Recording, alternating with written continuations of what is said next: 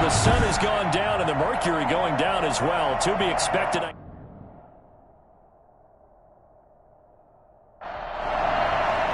The shadow's starting to get a bit longer. Week 10 of the NFL season is here, and we're underway on EA Sports.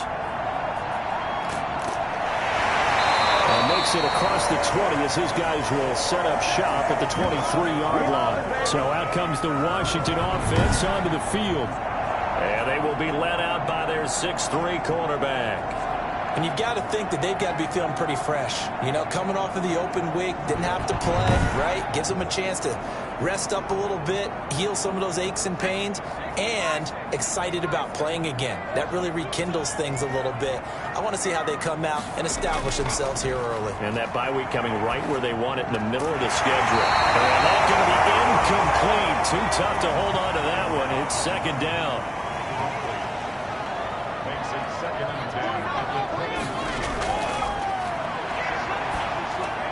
Now a man open down the middle of the field. And he'll get this up to the 34-yard line. 11 yards there, first down.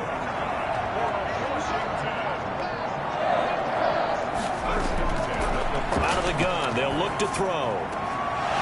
And this will be incomplete. Physical play on the football there, and it's second down. On play action, they'll throw. And the Chiefs are going to get him. Like a freight train there, Derek Nottie with a sack. Tremendous read and reaction by the defensive tackle. And frankly, partner, it's not that often the DTs have that type of easy access back to the quarterback. Never bought the play action fake.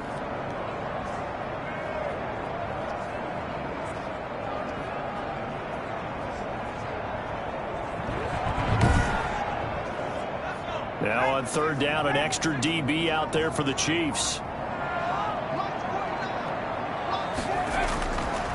Now a shotgun snap as they'll look to throw. He'll find Gandy Golden there, complete. And he gets this up just shy of the 30 to the 29 before he's out of bounds.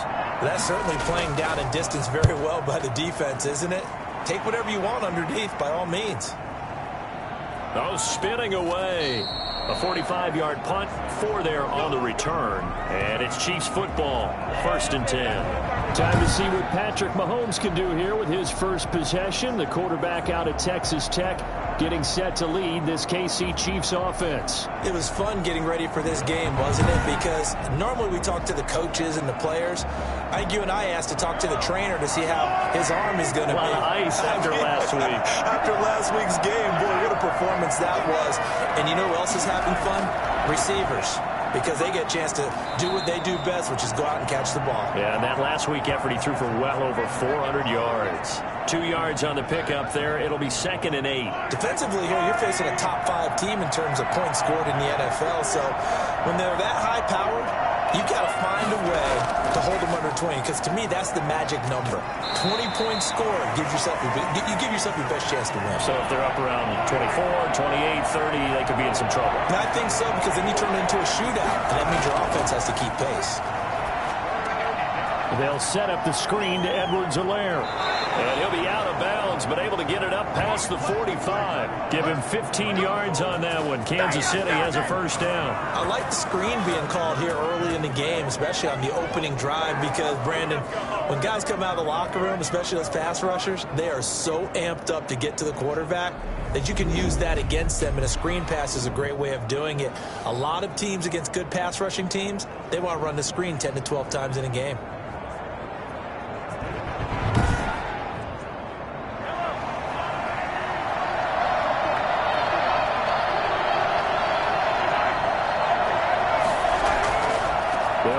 It's Edwards-Helaire. And he's got it across the midfield stripe and into Washington territory. Kendall Fuller in on the stop. From just shy of midfield, Mahomes under pressure here, and down he goes. Sacked back at about the 43-yard line. And we talk about players blitzing all the time. I often laugh and sometimes call it just straight-ahead pursuit. What a running start right back to the backfield for him. Yeah, it really didn't give anybody a chance to get up there and stop him. No, I mean, that's really, really difficult. You're asking a whole lot anyway, but when he gets that kind of a start and comes through clean, oftentimes the advantage definitely goes to the defensive player. On 3rd and long, it's Mahomes. Mahomes hit. He lost the football.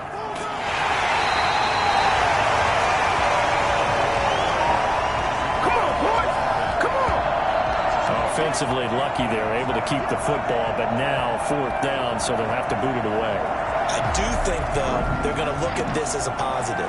One, they recovered the fumble, so they retained possession. But two, being able to punt it changes field position for them. Imagine if that turnover takes place there. Now your defense has to go onto the field and try and hold. Instead, they get a little breathing room. On 4th down, Tommy Townsend to punt for Kansas City. He was only asked to punt once in the victory last week as he sends this one away. 36 yards on the punt with no return. And it will be Washington football now with a 1st and 10. Now Washington going to retake the field for drive number 2. And, you know, it's certainly a lot of football left to play. We're not into December yet, but right now where we stand, they're in first place in their division, looking really good and looking to be a threat come January. And are you one of those early holiday shoppers, partner? Are you one of those guys get your list done? Because I think about what every team has on their holiday shopping list right now. What's the number 1 goal? Make the playoffs. Number 2, win your division. Number 3, and I think the biggest goal of all, try to get the number 1 seed so you get that first-round bye. And ensure you don't have to go anywhere in January and hopefully get to the Super Bowl that way.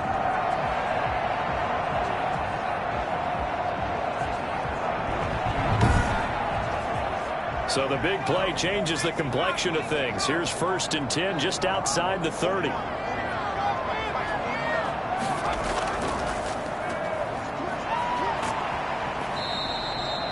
Derek Nottie makes the tackle. The run got 4. Now they deal with a 2nd and 6. Well, at the end of all that hitting and hollering, it was a 4-yard run, so the offense is going to go back there and feel pretty good about themselves. Defensively, you have to feel okay because you didn't let it turn into a bigger run, but the goal, shut it down for 2 yards or less. That's when you start to feel good about yourselves.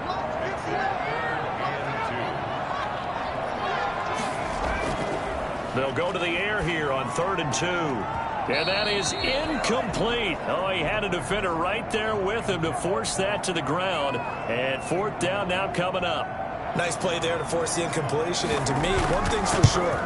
When you're the underdogs and you're playing on the road, you absolutely have to get takeaways. You've got to get the ball from them. Yeah, win that turnover battle, going to be key. They didn't get one there, but you get the feeling they keep making plays like that, they might just get a few. Yeah, once you get one, defensive teams think they come in bunches.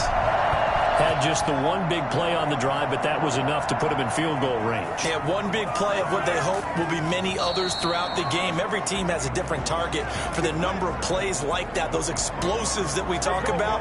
That allowed them to put points on the board on that drive. Let's see how the rest of the game goes. Kansas City taking the field for their 2nd drive. They punted last time they had it. What steps, Charles, you think they have to take to make sure they don't do that again? Well, let's just go to the football 101, the trite expression 101. Win first down. Make 5, 6, 7 yards on first down and make it a 2nd and 3, 2nd and manageable. Keep accumulating first downs that way. Keep moving the football. You don't want to get behind the sticks because then the defense has the advantage. First play of the drive, a success, 19 yards. Oh, that was a nice job there. Quarterback and receiver reading the pressure that was brought. They both knew it was going to open up the middle of the field. Nice little shake and bake at the line of scrimmage, got right into his route. And the quarterback hit him in stride, and he was able to run free after the catch.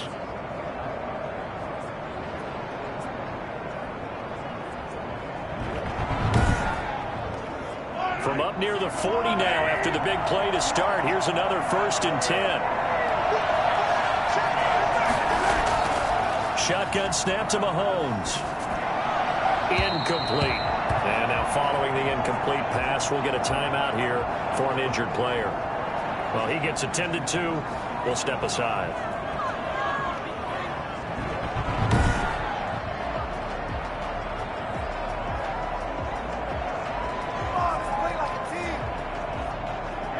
So line of scrimmage still the 39 on 2nd and 10. Here's Edwards-Helaire. And able to get a couple as he's across the 40 to the 41. Not the kind of gain that will go absolutely crazy for, but it's the kind of gain that you need to have when you're running back in the NFL. And Clyde Edwards-Helaire, with that low center of gravity and strength, he's going to get those tough, gritty yards for you when necessary. An extra man in the secondary for Washington on third down. Working from the gun, Mahomes. Into a double team, and it's intercepted. Picked off by Ronald Darby. And his guys are going to get the football at the 37-yard line. That was a really nice interception. I think it illustrates the differences between playing man and playing zone. When you're in man, all you're focused on is the receiver in front of you. But when you're in zone, you're allowed to read the quarterback's eyes and go to the ball. That's exactly what happened on that play. The Washington offense set to take over again. They've got a 3-0 lead and the football as they start 1st and 10.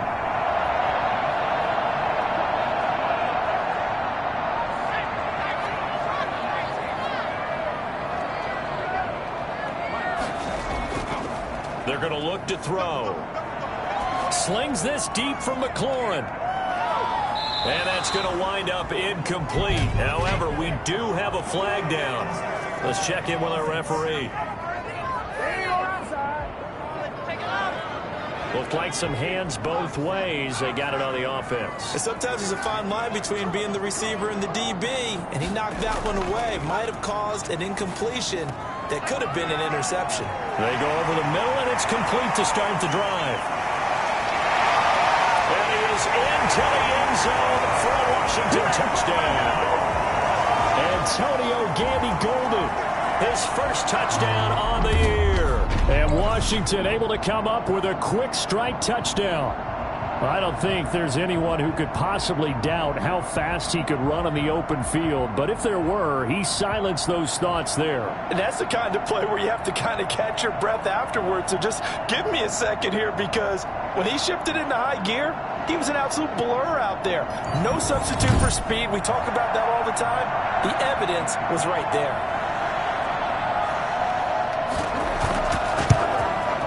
It's up and good, and that'll increase their lead to 10-0. Well, the offense wasn't out there for a long time, but they were out there for a good time. One play, and they're able to hit pay dirt.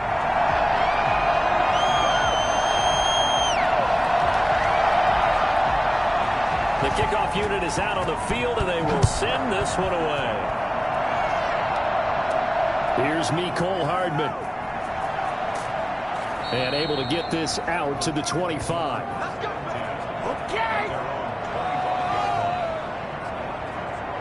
Set to take over, Patrick Mahomes and the Chiefs. And he'll look to rebound from the early interception that led to 6 points the other way. And when he threw the interception and he had to come to the sideline, I guarantee his first thought wasn't about the interception itself, but what could result. Well, they weren't able to in this situation. Now he's got to go out and atone for it himself, but he can't force things. They'll operate from the 32-yard line here, 2nd and 3. Now a carry for Edwards-Helaire. And he'll get it out near the 40 to the 39. 7 yards there and a first down.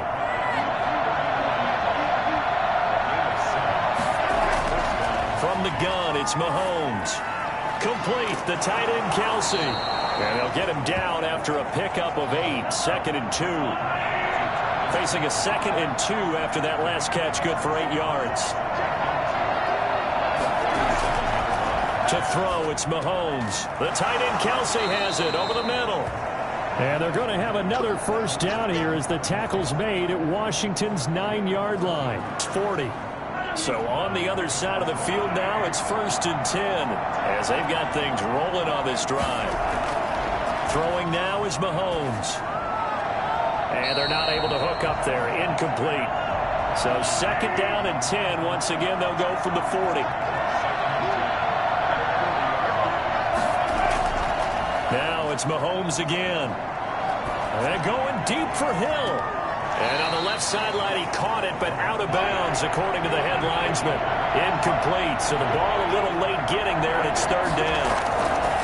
Mahomes to throw once more. And it's complete to Kelsey. And he will have a Chiefs first down as they're able to get the third down conversion. That third down conversion good for 23. Well, sometimes our pregame meetings do pay off, don't they? What do the guys in the locker room call him? Well, they said it with a chuckle. They called him Old Reliable. Yeah, that means he doesn't move quite as fast as he used to, but he still knows all the tricks, doesn't he? Even that little gentle push-off in order to get open, he finds a way to pick up a first down. A first trip to the red zone for KC. They've got a 1st and 10 at the 17. Now Edwards-Helaire. And he's going to be taken down here with a penalty flag on the field.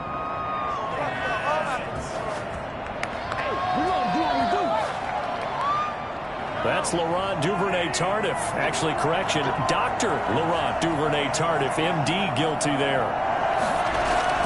They'll run here with Edwards-Helaire. And they'll get him down right about the 20. A minimal gain as we tick down inside of a minute remaining in the opening quarter. But not much on that run, Charles.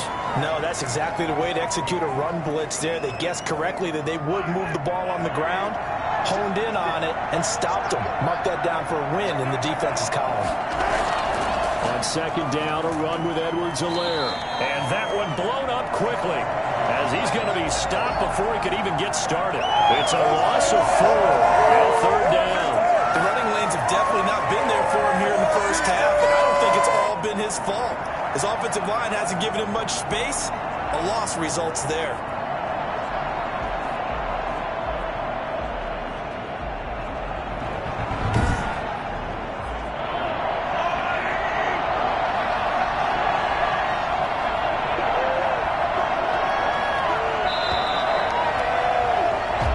The score after 1 on EA Sports.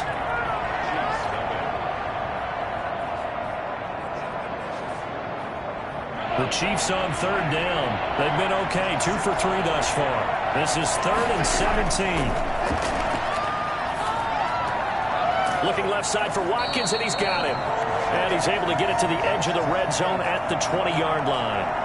They get only 4 that time as that leads us to a 4th down.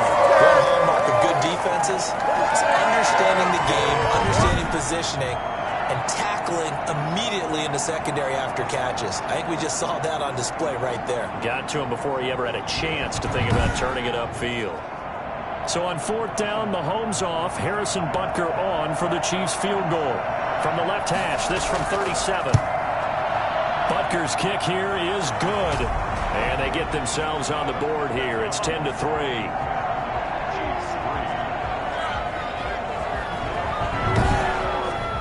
So the field goal there caps what winds up to be an 11-play drive. Well, partner, that's a lot of offense to run there to only get 3 points. So I just wonder, are they going to recycle those plays because they were successful in getting 3? Or do you go to another section of the playbook trying to find ones that get you into the end zone, get you 6? A look at Washington as they come onto the field. And following that long touchdown pass, a 1-play drive last time, see if the defense, you know they're ready. They don't want that to happen again. And you would have thought they would have been ready the last time. That's what you work on all the time. Make sure that no one gets behind you. That's the cardinal sin of defense, not giving up the long pass. They did. Let's see how they adjust. Oh, the ball comes out on the hit, but they'll say it's incomplete. I think he's got to be careful not to force anything into coverage right there. There weren't really any throwing lanes, but the best part for him, he's got 2nd and 3rd down to fall back on. An incomplete pass leads to 2nd and 10 from the 25.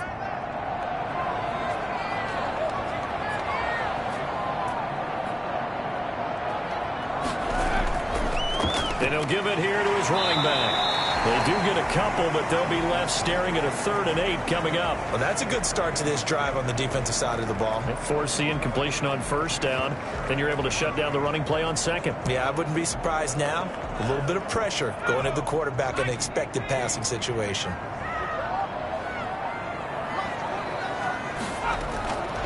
On 3rd down, he'll drop to throw. Now he'll let it go deep right side. Oh, this is taken in. It's complete. It'll be out of bounds just shy of the 40. A big gain of 31 on 3rd down. As a general manager, you're counting on your 1st and 2nd round draft picks to have a big-time impact on your team. But where you make your bones, rounds 3 through 7. If you can find a few diamonds in the rough there, develop them, then you've got something going, and we're seeing one right here. Yeah, plays like that lead me to believe that they found a diamond in the rough. So the big play gets him across midfield now for 1st and 10. From the shotgun now, here's an inside give. A good move on the carry, but still brought down just inside the 40. Call it a gain of 4 on 1st, and that'll make it 2nd down.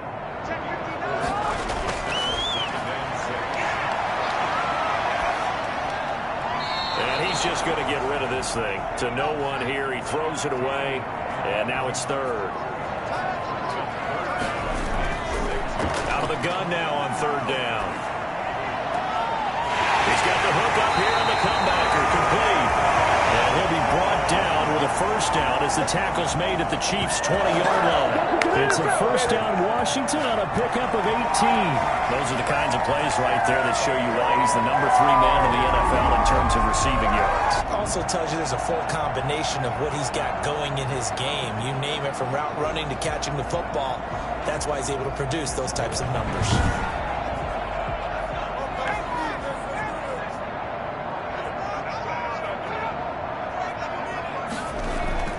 From the red zone now, they'll look to throw. To the goal line, but it's incomplete. After the incompletion, here's 2nd and 10 from the 20.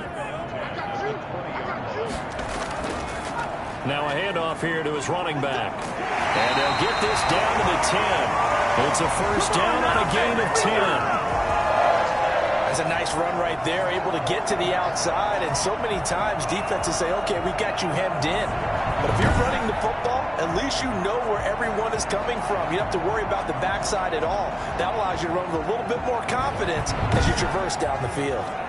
So not quite a 1st and goal. It's 1st and 10 from the 10. Now they'll throw here out of the gun. To the end zone, but it's incomplete. So after the incompletion on 1st, now 2nd and 10.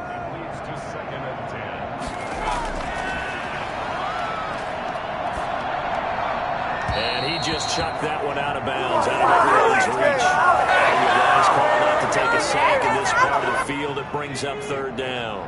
This offense was on the move. Now 2 straight incompletions have them looking at 3rd and 10.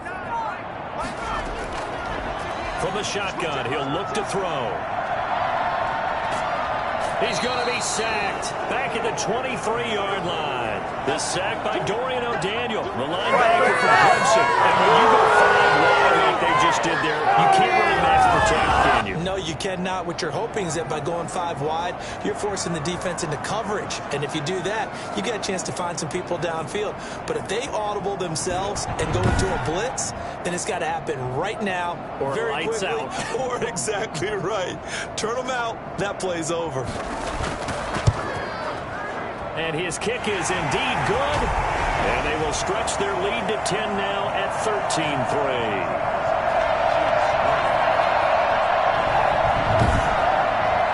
So a dozen plays on that drive, CD, but in the end, it yields just the 3 points. Well, they were able to keep the defense on the field for a long time, but let's be honest about it. That was about as unsatisfying a drive as you're going to get. 12 plays, and you only get 3 points out of it.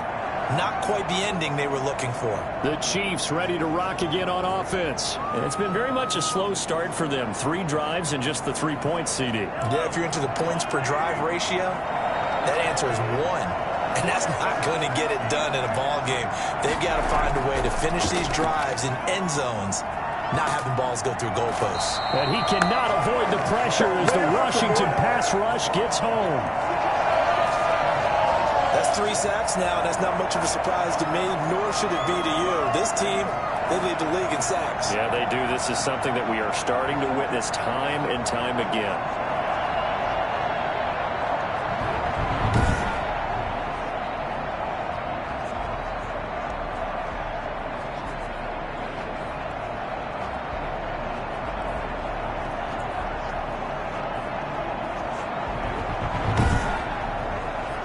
Ball at the 24 and a 2nd and 11.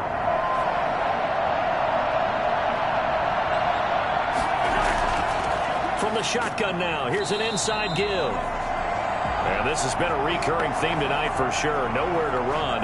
Back to the line of scrimmage, that's all.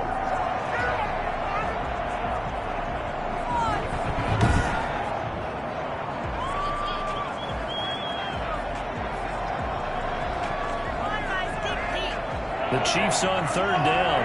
They've hit 2 for 4 thus far. This is 3rd and 11. Mahomes going to throw. A hit as he throws there, incomplete. The passing game not in sync here early. And now it's 4th down. How about some applause for the defense there? They forced him to throw that one into coverage, and just like that, they're staring at a 4th down. Well done. Here's Tommy Townsend now, as he'll punt it away for the second time.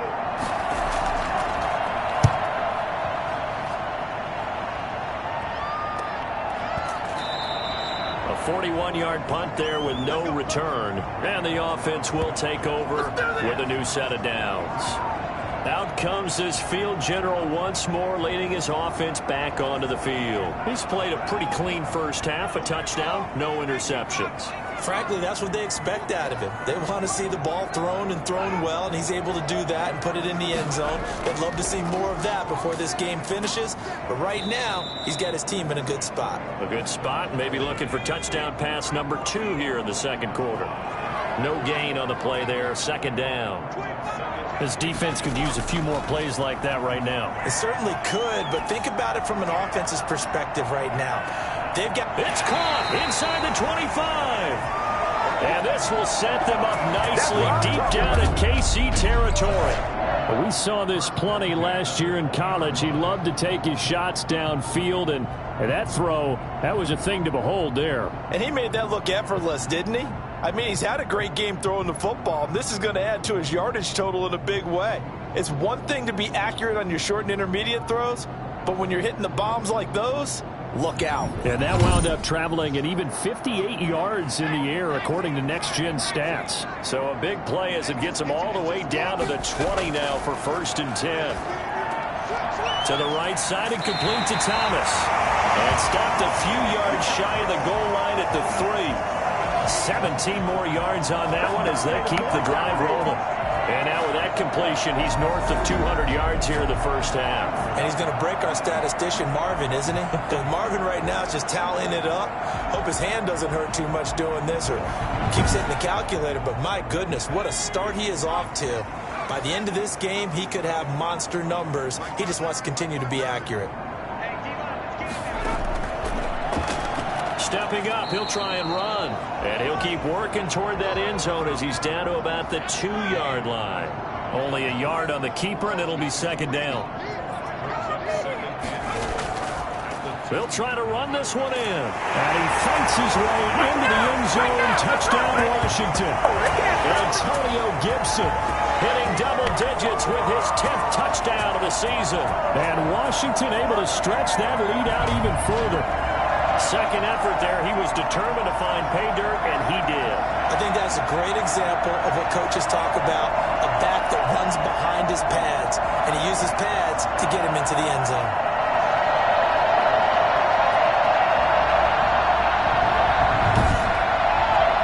Point after here coming up. Send this one away. Here's Hardman on the return. And he returns this to the 22.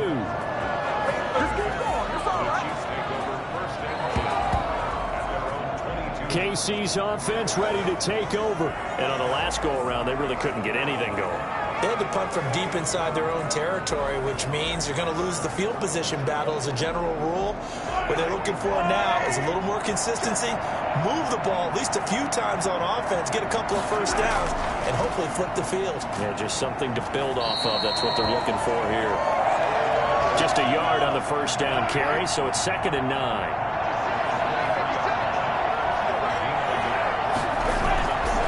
Looking to throw is Mahomes. He'll find Clyde Edwards-Helaire. And this will go as a gain of 7 as he gets it to the 30-yard line. The Chiefs on third down. 2 for 5 to this point. Here it's 3rd and 2. For a second there, I thought that might break big. Screen pass. Looked like it was coming together. Looked like there was an opening. Still, ended up with a solid game. And he will have a Chiefs first down as they're able to get the 3rd down conversion. For as big and strong as some of these guys are, especially when you see them in full pads, it is sometimes hard to appreciate how truly fast they can move. That was incredible. And we do talk a lot about how the tight end position has changed in the NFL. Here's a great example. It used to be that they were linemen who occasionally caught passes.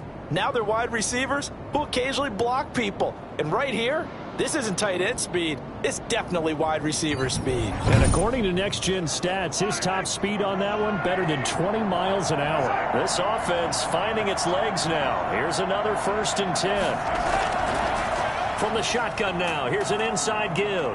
And boy, this defense again really making things tough on him as they stop him for no gain. No gain on that run, and while this team is down, they're not out of it by any stretch of the imagination. Maybe you just have to think about different style of running in order to get this guy going. Mahomes on target there to Hill.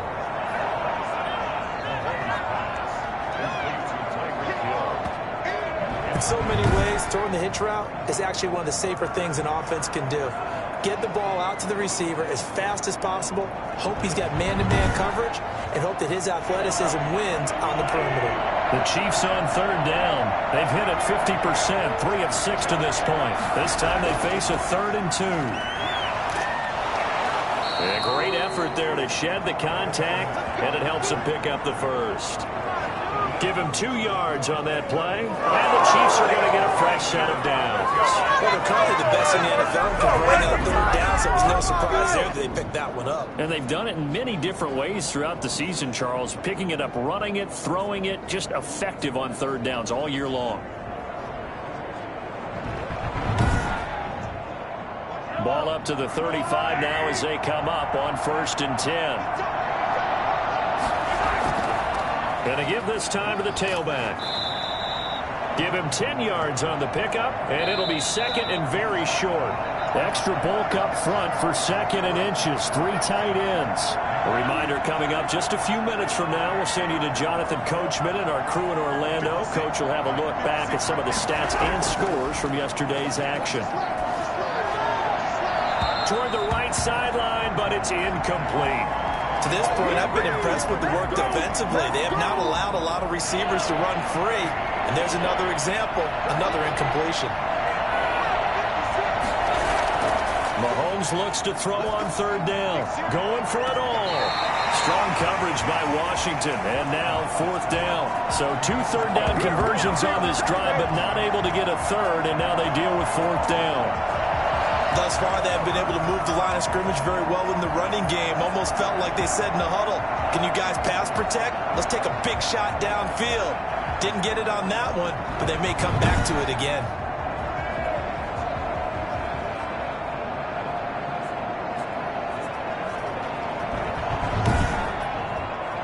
The offense here not budging. They're going to fight for it on 4th and inches.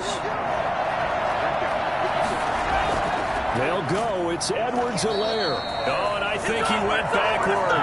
He did. He only needed a yard, but he couldn't even get back to the line of scrimmage. And Washington will have it on a turnover on downs.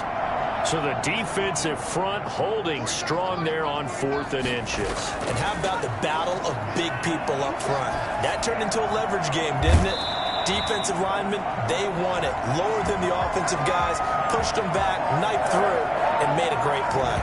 Rookie to rookie on the hook up there, and it's a 1st down. And with that completion, he's now north of 200 yards here in the first half. Boy, a tough start for the secondary defensively. It is, and it's got to put a dent in their confidence. And, you know, you always want to keep that up and feel like you can always bounce back after plays. But with the kind of numbers he's putting up here, it's starting to wear on them a little bit, I think. So they're looking at each other and trying to figure out what defense will work and how can they play better without getting beat deep for big passes. Short throw to the tight end Thomas, and he'll get it down to the 47 here. Washington now going to use the first of their 3 timeouts as they get the stoppage with a little over 50 seconds to go in the first half. On first down, Gibson. Now Washington going to use the second of their 3 timeouts as they get the stoppage with just under 50 seconds remaining in half number 1. The last run got 3. Now here's 2nd and 7.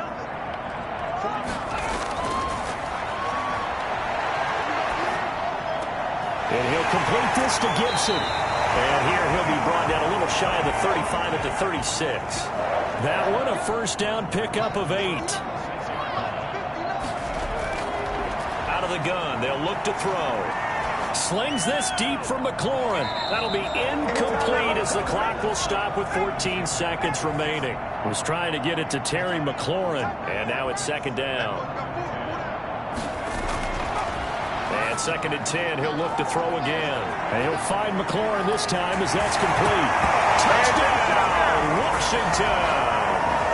Terry McLaurin in the final seconds of the first half. And Washington is able to stretch their lead. Well, fair to say that when you're looking at guys that can run like the wind, you often find them at the wide receiver position, and that was special there. And sometimes you see big plays develop on a route like this, a slant route.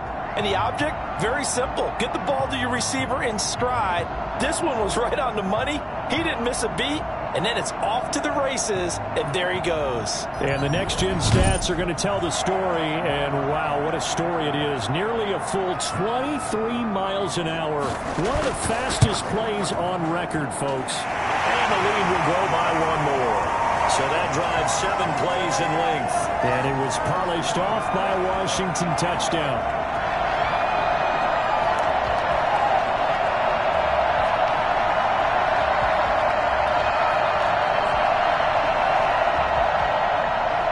So not much time to work with here. 9 seconds remain in the half as this one is away. Now this will make it into the end zone. And not wanting to risk anything here late in the half, he'll just take a knee and they'll bring the football out to the 25.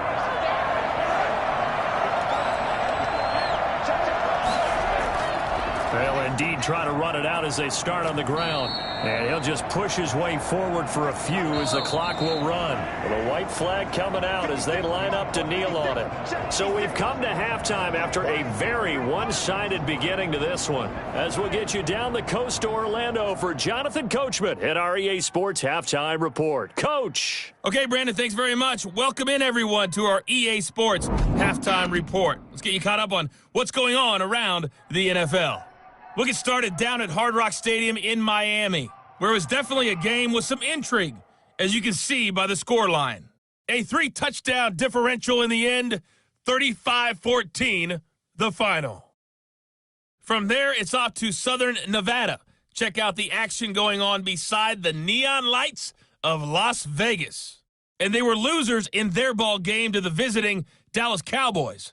Dak Prescott strong in the victory, as it pushes his guys back above the 500 mark on the year. Lastly, let's get to Pittsburgh. Check on the Steelers at home at Heinz Field. And they couldn't get the job done as they fall to the visiting Baltimore Ravens.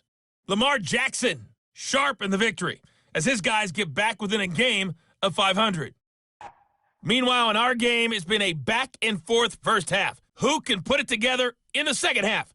For the answer, we turn it back over to our broadcast team of Brandon Godden and Charles Davis.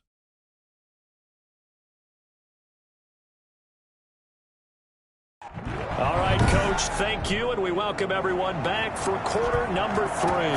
It'll be the Chiefs football to begin quarter number 3, and they trail here as we are back underway now on EA Sports. And they'll get him down right around the 25, actually the 26 officially, so a net gain of 1 there. Here comes the Chiefs offensive unit as they'll have it to begin quarter number 3. They trail here by 24 points. Got to get going soon, you'd have to think, as they come up 1st and 10.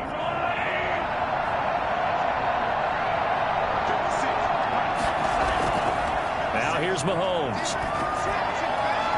Looking left sideline, incomplete. Mecole Hardman, the intended target, and it's 2nd down.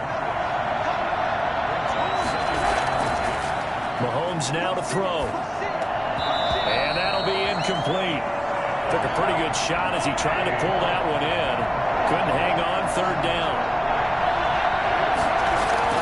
Throwing is Mahomes on third. And the Washington pressure gets to him. He will go down.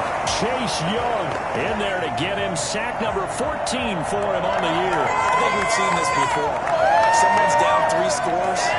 That situation there, it's just going to add to their growing frustrations, don't you think? Yeah, bad number 3 right now. 3-score game, third quarter, 3 and out, not what they wanted. And you can tell on the sideline, those faces are getting a little bit longer as this one goes. Here's the Chiefs punter now. As the drive goes backwards, so he's on to punt it away. His first punt, 45 yards. This looks good as well. 45 yards, that's what the punt goes for. 5 on the return. And possession will switch hands, 1st and 10. First possession of the second half now for Washington. And they'll be looking to build off of a nice drive last time, a drive that really relied on the quarterback. Making good decisions, distributing the ball well, distributing it accurately, keeping it away from danger. A really nicely run drive. But now the defense, what adjustments do they need to make in the passing game? Pass rush, pass rush, pass rush. Whether it's the guys up front or maybe you bring additional guys, but you've got to disrupt the timing of them throwing the football. We'll see if they can disrupt it here. 2nd and 5 after the 5-yard completion on first down. And he'll give it here to his running back. He'll be taken down at the 48 for a pickup of 2 yards. They know that old expression, it's not my night. It hasn't been his so far. I don't know if the legs are a little bit heavy. Sometimes having to hang out all day and play doesn't exactly play to your advantage, but it's been a tough go for him. And every time he looks up, somebody's there defensively. That was the same case on that play. And on third down, a nickel formation here defensively. Now a shotgun snap as they'll look to throw. And he finds McLaurin. And he's going to be out of bounds, but not before he takes it inside the 40. That'll put him close to 100 yards receiving. He's at 98, and he's got a first down.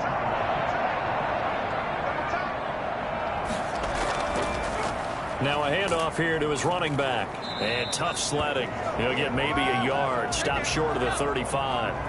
Here's 2nd and 9. Just a yard on that last run.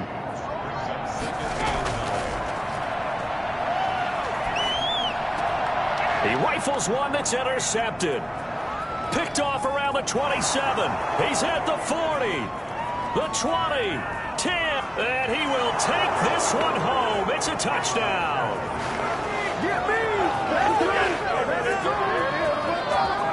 Now remember, this is the #1 defense in the National Football League. There's a good example of why. Shows that they set an aggressive tone, not just stopping the run, not just getting after the quarterback, but if the ball's in the air, they treat it like they're the receivers, and they went after that one and took it all the way. Now Mahomes to the line as the Chiefs are going to go for the 2-point try. So after the INT, here's Mahomes. Well, Mahomes can't get away, and down he goes. I know they didn't tack on the 2 points, but I liked their attempt. After the interception return for a touchdown, I was thinking to myself, forget kicking it, go for 2, and they did. Well, yeah, and everybody's scrambling. Maybe you catch the defense on their heels. They weren't ready to be out there. Yeah, it's almost like a sudden change, right? There's a turnover, you take it away, they stuck it in the end zone, keep the momentum going. Give credit to the defensive guys for rallying and stopping that 2-point attempt. Takes this about 5 yards deep. And he'll decide to not bring this one out as their drive will begin at the 25. Here comes the field general leading his offense back out there for the next possession. And he's been great. Looked down at the stat monitor here a moment ago. He's already over 300 yards in the third quarter. And you get the sense there are plenty more yards to come. He's been sharp right from the beginning, finding the open targets, knows exactly where he wants to go with the football, and is delivering it really well. And now he is in search of more yardage on this drive. 3 yards on the pickup there, and it'll be 2nd down. On 2nd down, here's a keeper by the QB. And he takes this up to the 40-yard line before being corralled. 12 yards there and a first down. Well, you certainly have to give a little credit here because they're playing this game now at their pace. This is ball control football, sustained runs, taking their time and making it work.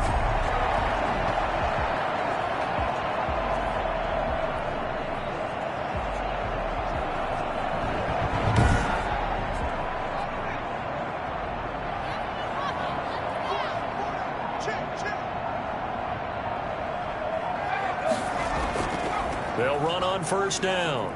It's Gibson. He'll take this from the 40 up to the 45 for a gain of 5. Nice satisfying run on first down for the offense, picking up 5, which means defensively, the thought process is entirely different. You don't want to panic, but at the same time, you're saying to each other, we've got to tighten this down. We can't give up gains like that.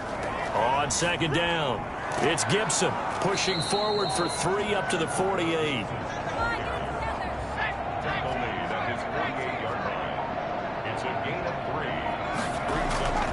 On third down, Gibson. And taking it across midfield and just shy of the 40.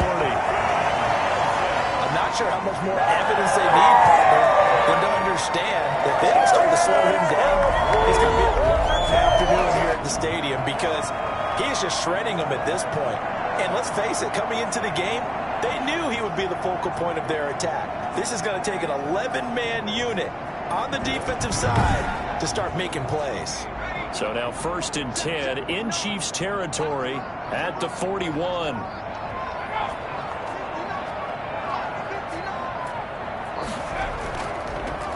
Here's Barber. And the result here, a pickup of 8. Leaves him with 2 to go on second down. That's a strong pickup right there on first down. And as this drive goes on, we're seeing an offensive line and running game imposing its will.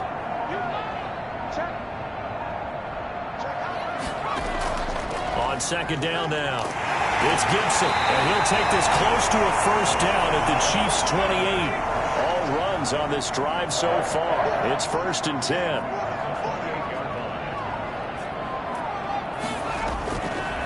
Now they'll switch it up here and look to throw. That one is slant to McLaurin, and he takes it down to the 10-yard line. 19 yards on the pickup there, and now they'll have it 1st and goal.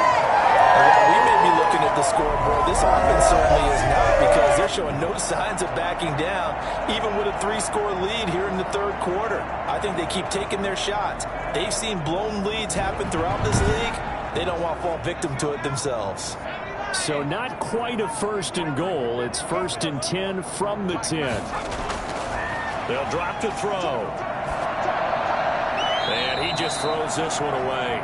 Smart decision here this close to the end zone, and it brings up second down.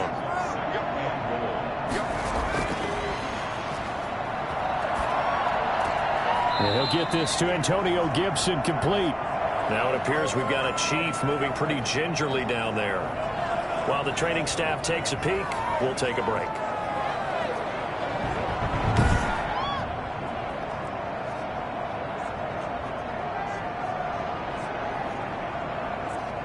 A chance to really put this game out of reach. Here's 3rd and goal.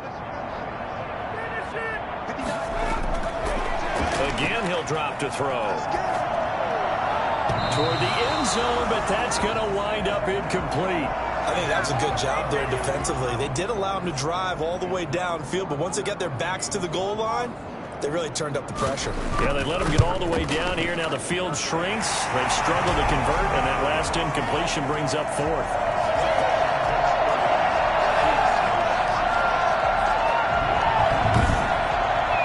So 3 field goals that he's hit now. This last one helps him stretch out the lead. He's been solid, hasn't he? And he lives up to the adage that every offensive coach has ever said to us. We want to end every possession with a kick, right? For them, it's either extra point, field goal, or at worst, a punt. In this case, it's been 3s. And now here comes Kansas City. They're down 3 touchdowns to this point, needing to put something together as they have it 1st and 10.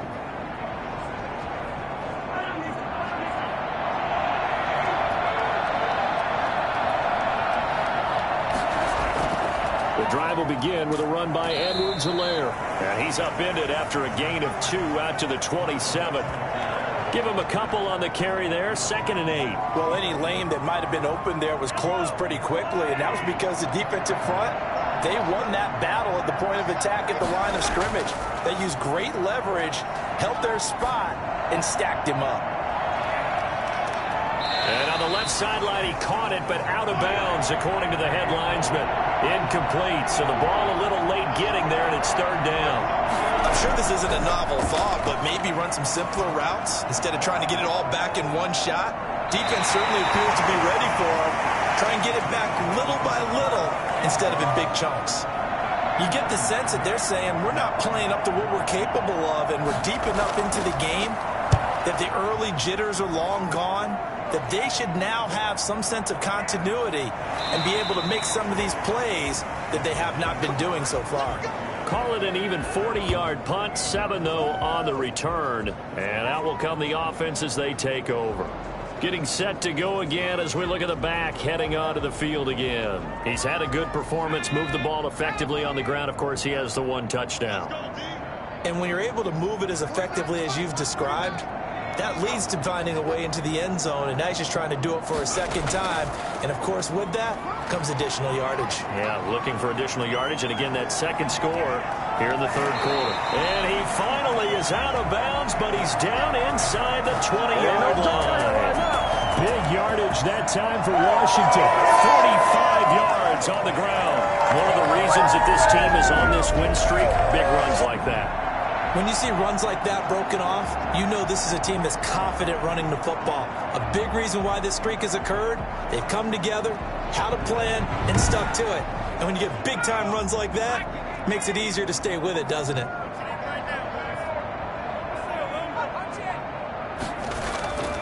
Right back to him on 1st down. And he's going to get a solid gain of 9 before being brought down. 2nd and right at a yard. The previous run, good for 9. Here's 2nd and a yard. And to give this time to the tailback. And he takes it in. Touchdown, Washington. Antonio Gibson, his 2nd touchdown of the night. And Washington going to add on to their lead.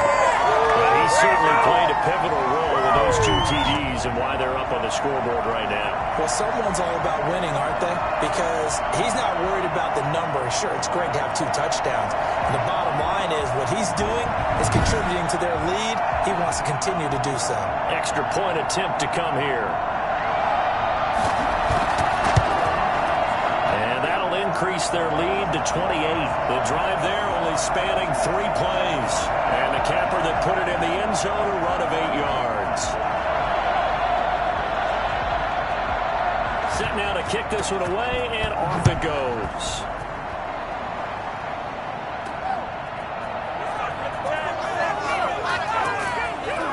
And he brings us out past the 20 to the 24. Here's the Kansas City offense now as they get set to take over. These guys had to punt their last possession, and that's become too familiar of a refrain. Too many of these drives just wound up going nowhere. But you know how in baseball, when the pitcher gets a base hit and he's on base, they bring his jacket out to him to keep him warm? A lot of times the punter goes to the sideline, puts on sweatpants or a wrap over his leg to keep it warm. He might need a massage from the trainer right now from all the work he's getting. Complete. The tight end, Kelsey. 5 yards on the catch there, brings up 2nd down. Well, they were unable to convert that into much, but it's never a bad idea to try to get the ball into a tight end of his caliber's hands and see what kind of disruption he can cause. And he'll give it here to his running back. And he works his way forward for a couple up past the 30. These guys have punted 4 times already, and they're staring at a 5th, barring a conversion here on 3rd down. Now, that's a mountain of a man that just made that stop, isn't it? But he's more than that. This guy's nimble and quick. More than a space eater, he just made a great play there. On 3rd down, that's a good job of situational football and understanding where the 1st down marker was and getting there.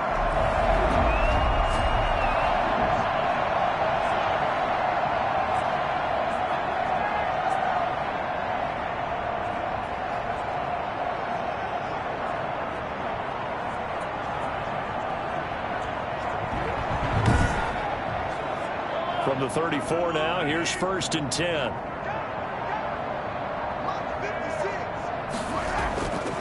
From the shotgun now, here's an inside give. He'll get about 4 as he's past the 35 to the 38-yard line. Following the pickup of 4, here's 2nd and 6. Now a handoff here to his running back. And that's going to be a Chiefs first down as he's got this up to the 45-yard line. And now time will be called here as Washington has an injured player down on the field. We'll check on his status when we get back. So after 2 first downs, they get another here. 1st and 10 at the 45. From the shotgun now, here's an inside give. He'll be taken down at the 48 for a pickup of 2 yards. Bringing him down there, Jonathan Allen. The last run good for 2. Here's 2nd and 8. From the shotgun now, here's an inside give. And he is met at the line of scrimmage, and he goes down right there. And that is Allen still down following the play. Appears to be shaken up. While the traders take a look, we'll step aside.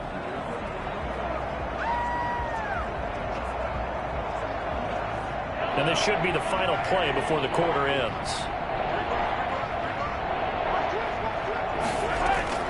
From the gun on 3rd down, Mahomes. And he's going to be taken down. They sack him on what will be the final play of quarter number 3. Back now at FedEx Field. A lot of happy faces in the crowd at this point as their guys have a big lead here to start quarter number 4. All right, they're going to try and keep hope alive here on 4th down. They're going for it. They'll go for it. It's Mahomes. Into heavy traffic, and it's intercepted. Picked off at the 49. And he's able to get it back here to the 43-yard line. This spot in the 4th quarter with that deficit, had to throw the football. Unfortunately, there's the risk of big turnover. And you know you're going to be throwing against nickel, dime, all sorts of exotic defenses, but you have to do it anyway. Ordinarily, you might want to run the football a little bit, try and get them out of it. But as you noted, this time of the game, this point on the clock, had to throw it.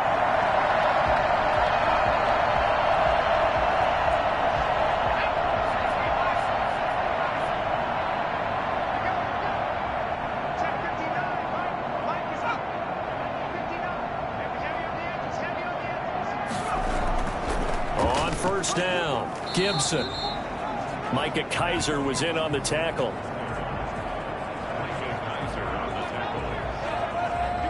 From the 39-yard line, here comes 2nd down at 6. They'll keep it on the ground. It's Gibson. 2 yards the gain there, and now they're left with a 3rd and about 4 for a first.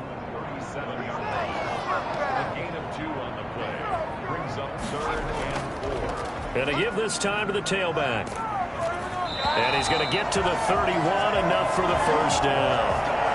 Able to get what they need to keep the drive going with a 6-yard pickup on 3rd down. Well, that's a carry they have to be satisfied with. And throughout this game, they've been satisfied with what he's given them. Whenever they've needed a big run, a first down, he's the guy they've turned to. And it doesn't matter what the defense thinks. They feel like they've got the confidence to keep handing it to him and keep picking up good yardage. Line of scrimmage, the 31 now on 1st and 10. Now a give right side. Gibson. And just no chance of turning the corner. He can only get back to the line of scrimmage. 2nd and 10 coming up. Well done to sniff that out defensively. He had it diagnosed pretty quickly. I love that description because diagnosed is perfect on that one. Read his keys, made the play, and he couldn't even get going moving the football. And he's got about 5 yards as he's taken down right at the 25. Brandon, I've got to think this offensive line has got some smiles on its faces. And I know it sounds crazy, but they practiced for this back in training camp. They knew they'd be in situations where it'd be extra defenders in the box coming after them, trying to keep them from locking down a game. Right now, they want to show the world they're up to the challenge. And he'll be brought down with a first down as the tackle's made at the Chiefs' 12-yard line. And passing yardage-wise, now up over 350 in this game. Pretty nice performance. Definitely that, which usually means you're putting a lot of pressure on guys trying to cover. If you're a defensive back and they put over 350 yards on you, you've had a long day. The key to everything, if you're doing it without throwing interceptions or turning the ball over. From down at the 12, it's 1st and 10. They'll look to throw here. This will be caught at about the 5. And he takes it in. Touchdown, Washington. Terry McLaurin with his 2nd touchdown of the night as his guys continue to put this one out of reach. He has really settled in throwing the football, and that touchdown here in the 4th quarter gives him a pretty comfortable cushion. He may be a rookie, but he's playing like 4th quarter, and the QBing is easy. How about this guy? Youngster, not worried about anything, just cutting it loose and having fun. And he's been a busy man, 5 for 5 now as he knocks another one through to extend the lead. So this drive spans 7 plays, and the result, a touchdown for Washington.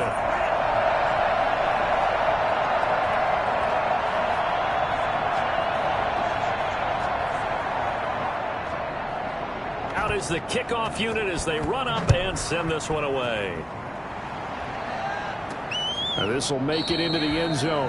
And Hardman going to go ahead and sit on this one as it'll come out to the 25. Defensively, you said coming in earlier in the broadcast, the magic number was 20 points for you. That's what you thought they would have to hold this offense to, or less than that. And, wow, they've done that in a big way, haven't they? Not only have they done it, they put themselves in a great position to win this one because holding them down was paramount. If they could get it done, well, guess what? We see the end result. Right now, they have their eye on victory. And leading here in the 4th.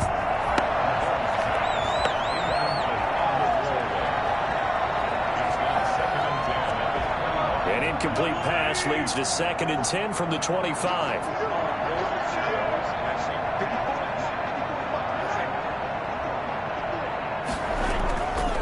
Throwing now is Mahomes. They'll set up the screen to Edwards-Helaire. And he's upended at the 33 following a good pickup of 8. 2nd down pass play got him 8 yards. Now they've got a 3rd and a couple remaining. Oh, I came to my feet on that one. I thought he was getting close to breaking that one big, but in the end, give some credit to the defense, finding a way to get to him and forcing a 3rd down. That incompletion is not a surprise with the way that this one has gone, and the frustration, the body language is evident everywhere. This team, they've really been put through the ringer in this one. They'll try and run for it. And he is not going anywhere. They stop him for no gain. He needed 2, but he doesn't come anywhere close. And Washington will take control of the football in great field position. So they'll come up 1st and 10 now from the 33. And that makes him now 0 for 3 on 4th down attempts. A lot of people would say they're showing a lot of guts going for it this many times on 4th down. I think they'd have to start thinking with their head a little bit more than with their gut and their emotions because it's not working for them. They've got to figure out what's been going wrong. And he'll take this close to a 1st down at the Chiefs' 21. It's an 8-yard pickup and leads to a new set of downs. The carries like that, that's how they're going to continue to salt this thing away here, Charles, in the 4th quarter. Yeah, how about that? A new set of downs. Clock continues to move. No better way to close out a game than to tap those mastodons you have up front and say, guys, keep pounding them. Let's keep the ball, keep their offense on the sidelines, and let's close this one out. They'll look to throw here on 1st down. And he rifles one incomplete. Looking to go back to Thomas again, but it's going to be 2nd down.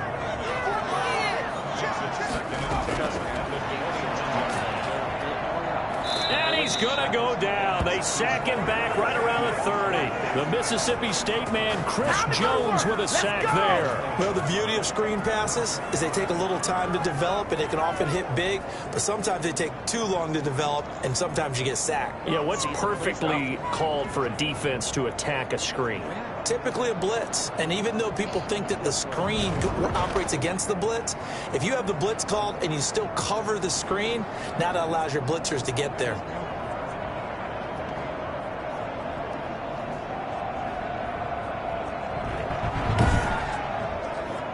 Washington on third down. They're hitting at 60%, 6 out of 10 thus far. This will be 3rd and 19. And he'll give it here to his running back. And he'll take this inside the 30 to about the 29, maybe the 28-yard line. Give him a couple on the run as it brings up a 4th down.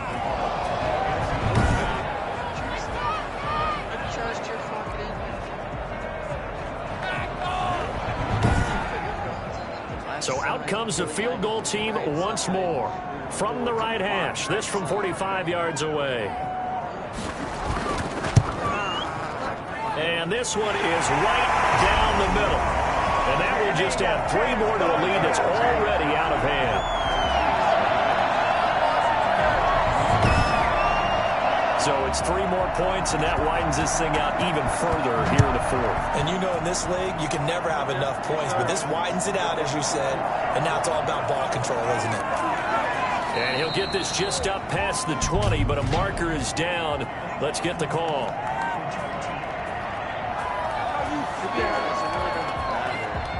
Now, this is going to put him back with not great field position. So they really got 0 benefit at all, right? Sometimes you can absorb a penalty when you get a big return.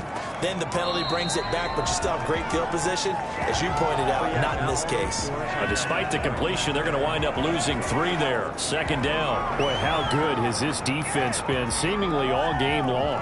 I really think right from the first snap, I think you're really onto something there. In this passing game, it just can't get off the ground. And that play, it wound up losing yardage.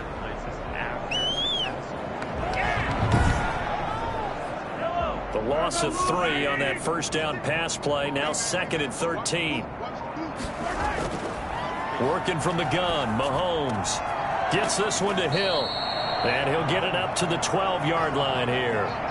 4 yards on the completion, and it sets up a 3rd down.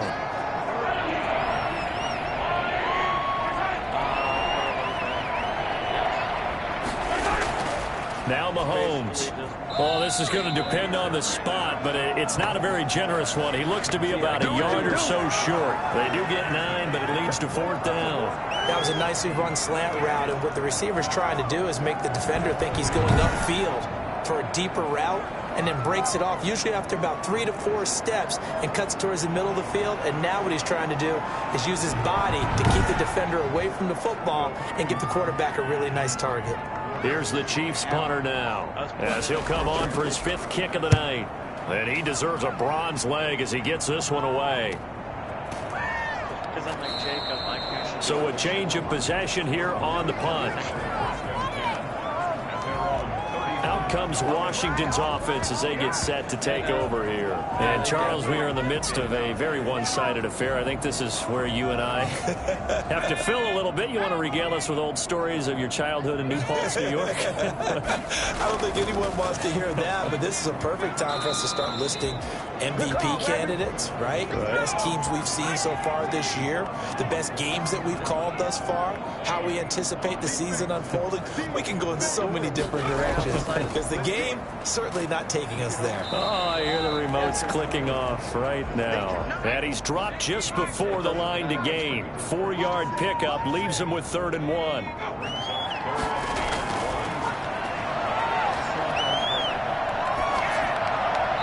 And he'll just toss it away. So he throws it away, and that brings up 4th down. Charles, thinking back to what you said in the first quarter, that part of the magic elixir for a road victory for these underdogs was going to be winning the turnover battle. Well, they only have 1 right now. Look at the scoreboard. Yeah, not exactly playing to the form that I subscribed, right? When you talk about winning that turnover battle, that evens things out, especially for a road team, especially for a team that's an underdog. KC's offense ready to take over. And after all those wins that they've reeled off, it seems that they finally have met their match in a big 4th quarter hole. But still, what a run it's been. It feels like they have not lost in forever. Here's Edwards-Helaire as they will start on the ground. And he will forge his way forward only up to the 2-yard line. Credit him with a 1-yard gain there to make it 2nd and 9. Well, he got what he could there, just trying to move forward and gain a little bit of yardage and create some space. You know the pressure is going to be tough defensively. Now a handoff here to his running back.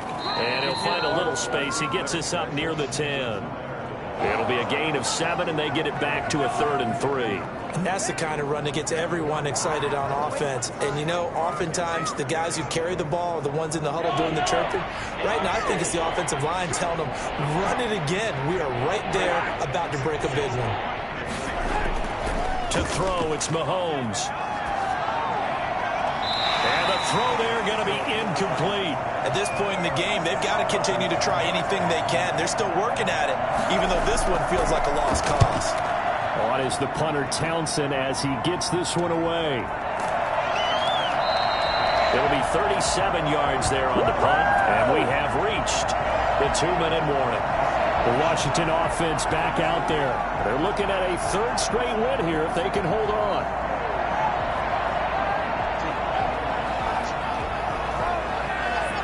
First and 10, and kind of tipping their hand at running the ball. 3 tight ends are out there. They'll try and run some clock here as they keep it on the ground. And they're going to stop him right at the line of scrimmage. Just no cutback lane to be found whatsoever. 2nd and 10. So it's Washington with the football here as we welcome you back.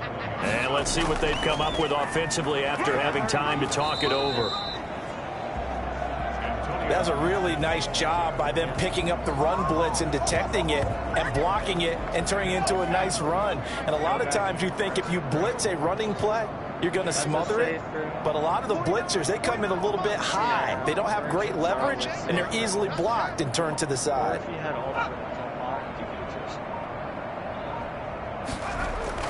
On 3rd down, it's Gibson. And he will have a 1st down as they get him to the ground at the 37. They're able to convert with a gain of 4. Someone's been having a good game so far, and you know something? A lot has been power running. They decided to turn him loose again on 3rd down, didn't they? They did indeed. He delivered the tough yards.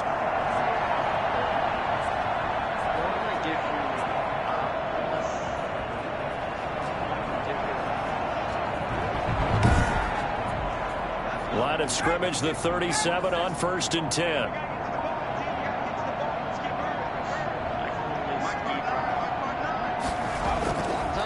And to give this time to the tailback.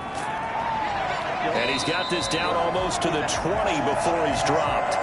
They give him 16 yards there, and it's a Washington 1st down. No doubt those are the types of carries they're looking for here, Charles. The lead in the 4th quarter. This is when coaches that have a reliable running game, they breathe a little easier on the sideline. Yeah, they love the idea that they can take the air out of the football at this point of the game. That means they're really counting on that offensive line, counting on the runners, taking care of the football. Because you're going to tell your quarterback, hey, no time to be a hero. We're not going to throw it here. Just eat up that clock. And if you have the ball, they can't score.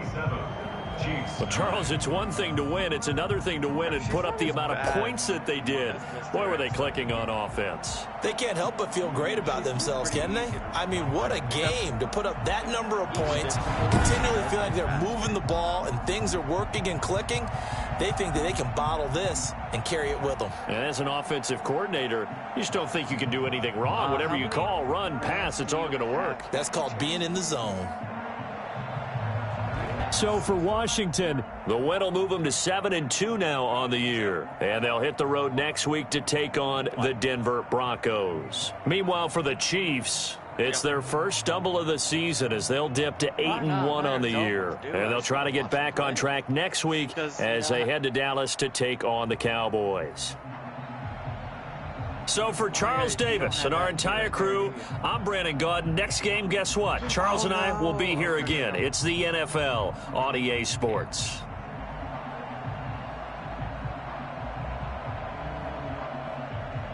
Played the first one for a little bit, but I never got to beat it. I haven't. Oh, Schaefer, you played Resident Evil 4, right? Well, you know how there's, some items on the wall that you have to shoot down? Well, it's in this game too. Yes. Okay. Yes.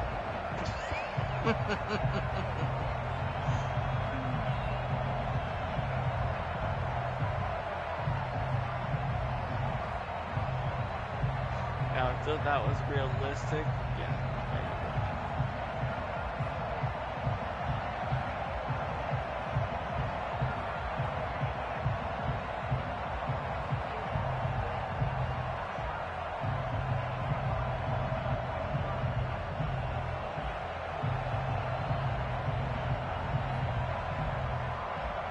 L2? I don't think it does really anything right now.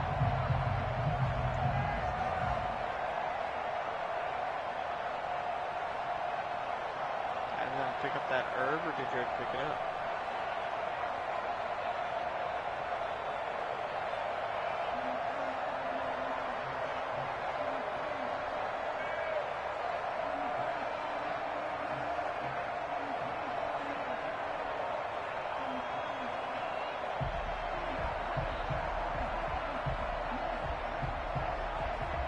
Yeah, the ball, the Rubik's Cube ball.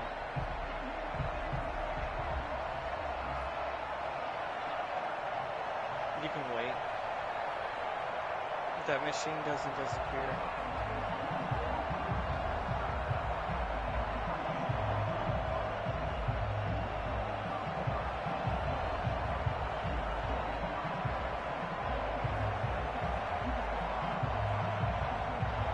Oh, but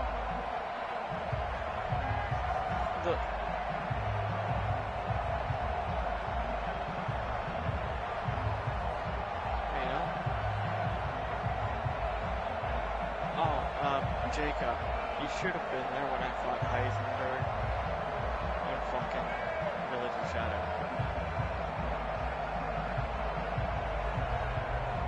Just find him randomly later on, like randomly.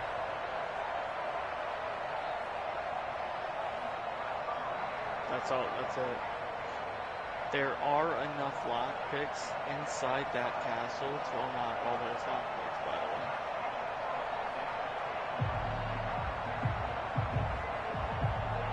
Yes, you just gotta find it. That's what I'm getting at.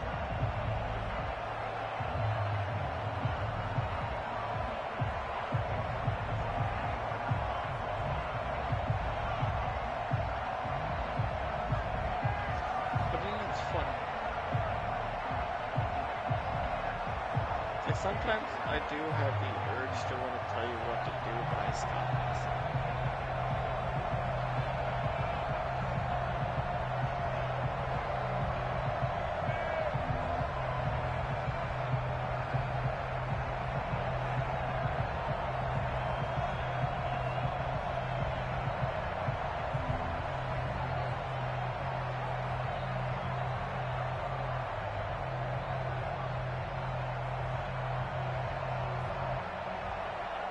It's actually a very easy puzzle that could have been a lot harder. Like if you made a mistake, you'd have to redo it, but they didn't do that.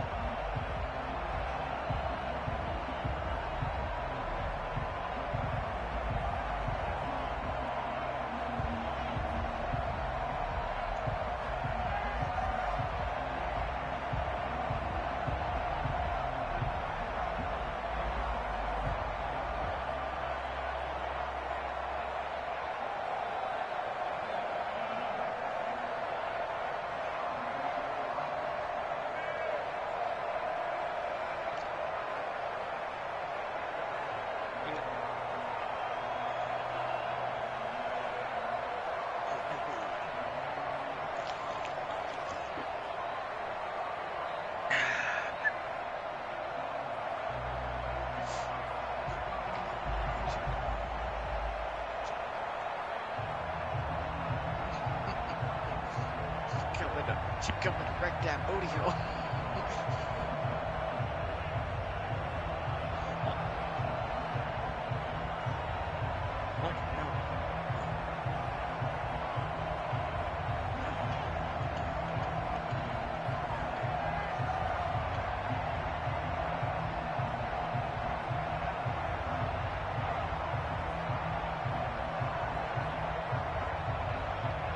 Dude, she's so fucking slow compared to what I'm used to.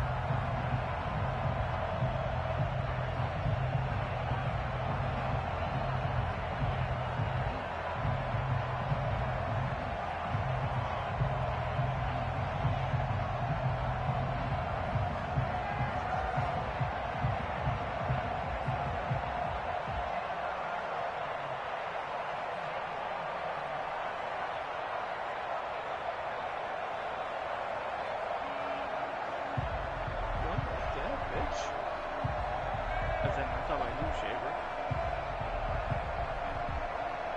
Yeah. But you are almost dead, just saying. I should have slapped you one more time.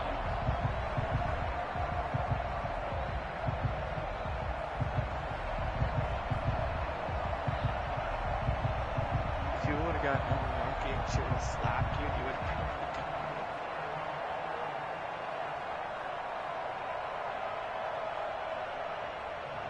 No, it's not fucking Call of Duty.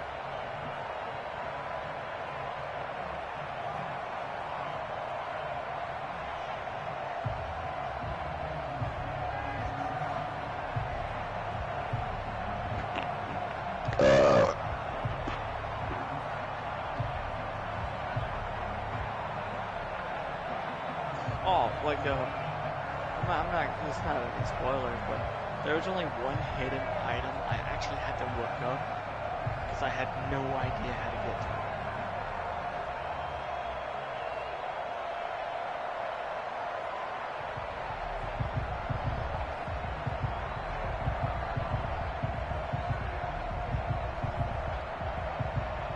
And then once you beat the game, you do unlock the challenge list. You know, to earn points for the extra shop.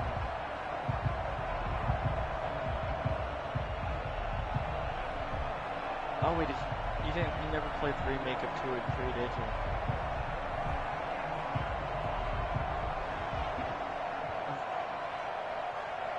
God damn you, shit. I wanna say, I gotta find people to mute my mic. Right in front of you, you dumb shit. No, just pick it up.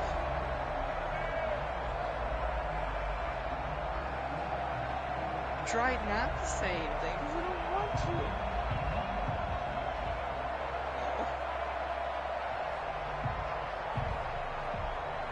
Now this.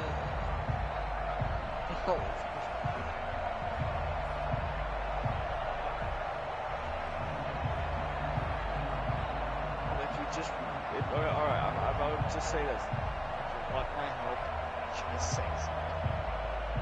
How's that?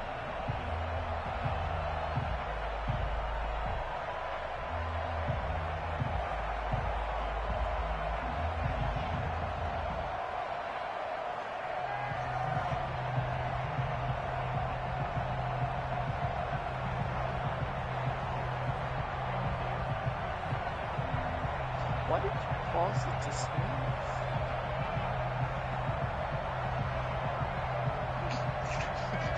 Like, what the...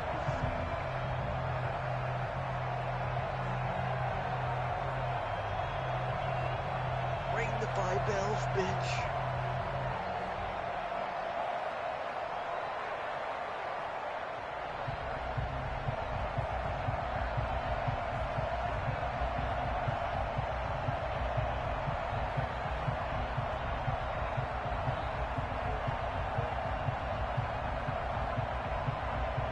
Wow, that was terrible.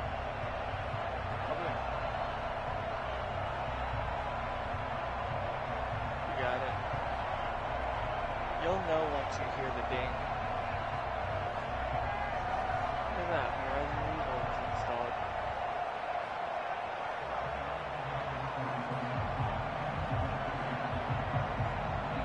Yes. All in that area. And I will tell you. Like I said, I won't tell you until you ask. Except there was one where it took me forever to find, just saying.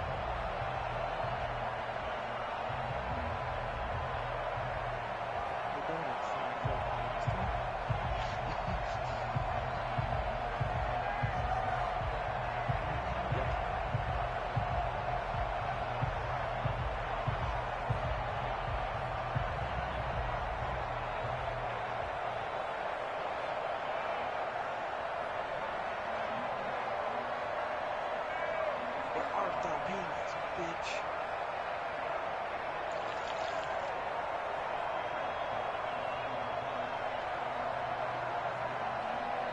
Schaefer, when are you going to be home tomorrow?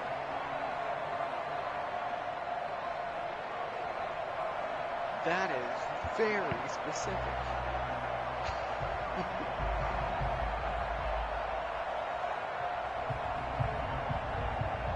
We can play division then.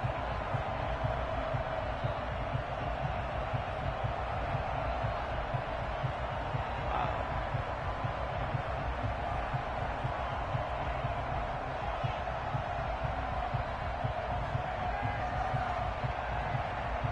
Since you looked at it.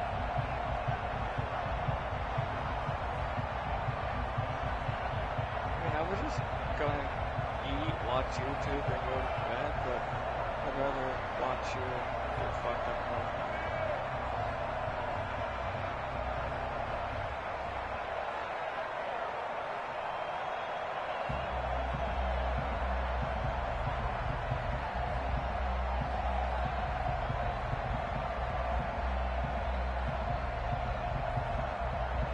Because I know exactly where the last one is.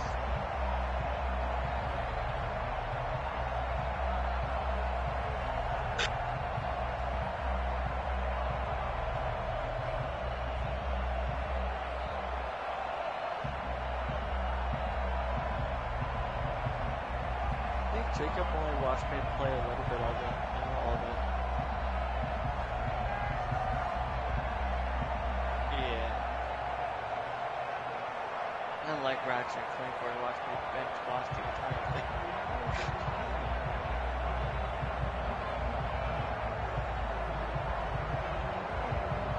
See, that's why on YouTube or anything, I will never watch someone play a game anymore.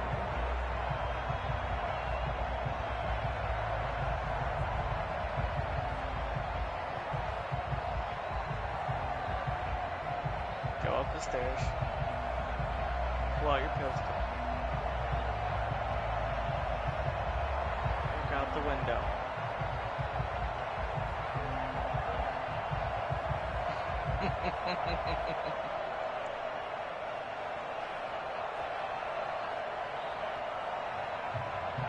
Picture of this. You know how long it took me to find that?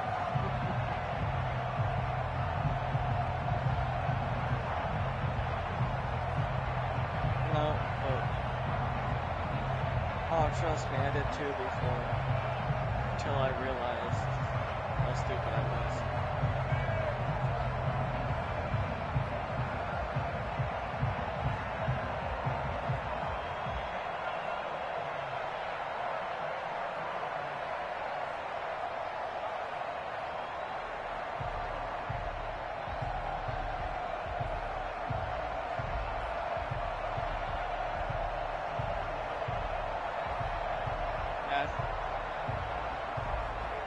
You know, I never got why people was infatuated with her. There's nothing special about her.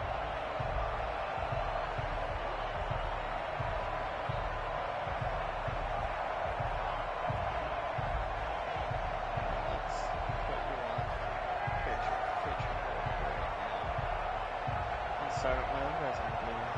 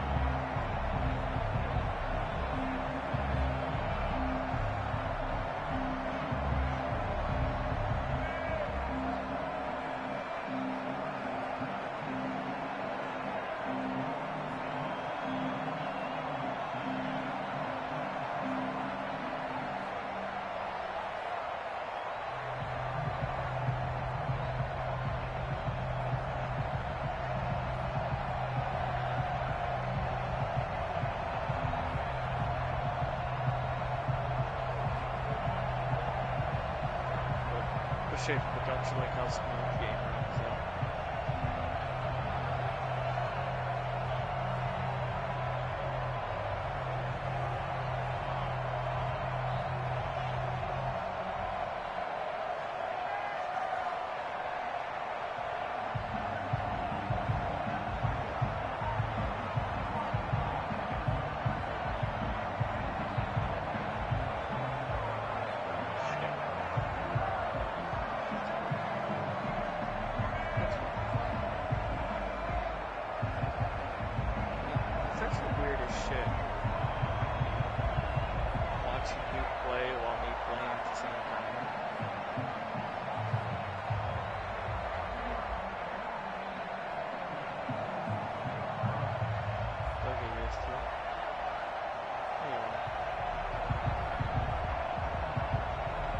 The only thing I haven't done is the mercenaries.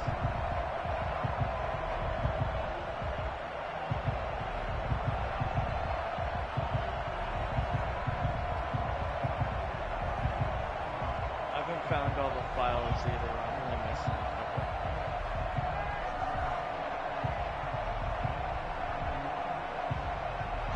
But also nothing is every enemy drops something.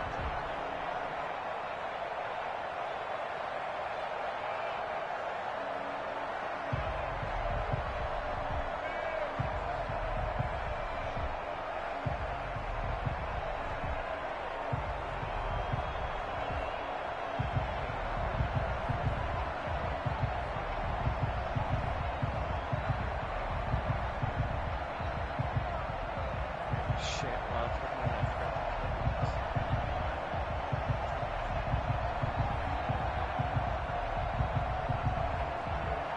Oh. Trust me.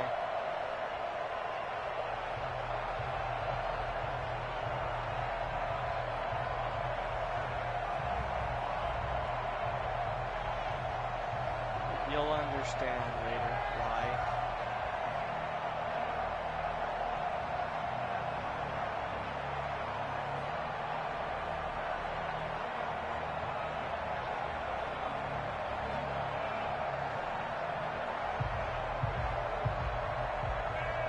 Yes, they are. That's why I like to save them.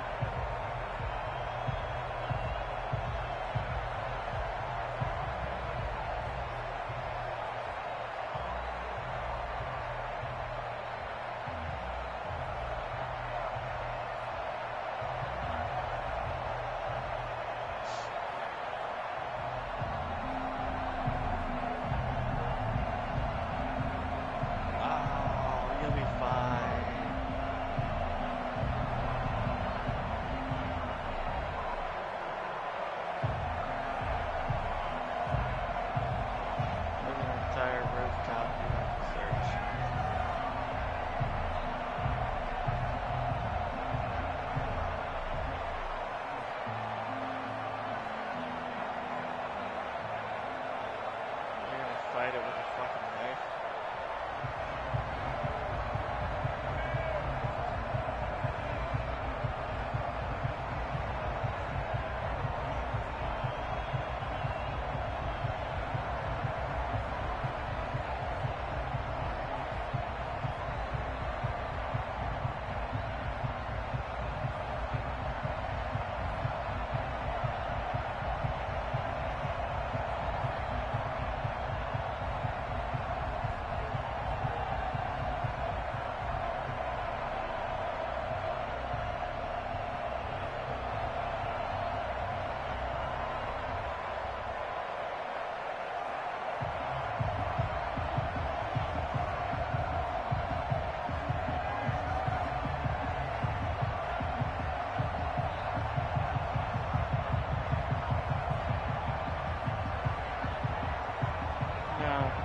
They fall to the ground when you shoot them, which gives you time to knife them if you can.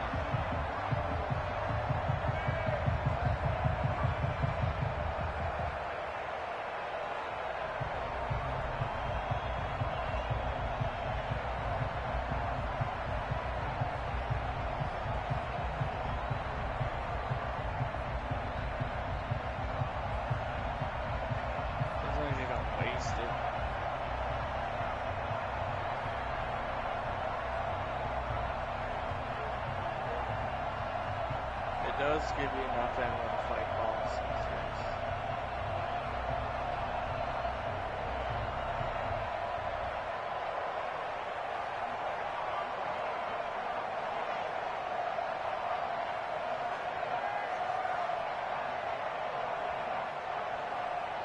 I think only if you're playing on casual, yes. You can turn it off.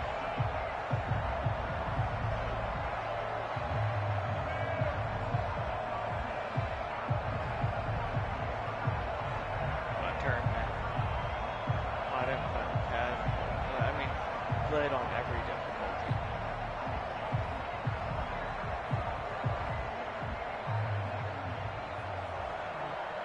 To collect the mask.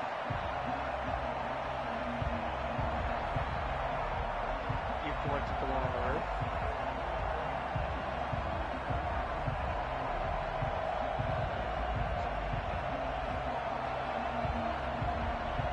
Yeah, you get that one on the roof.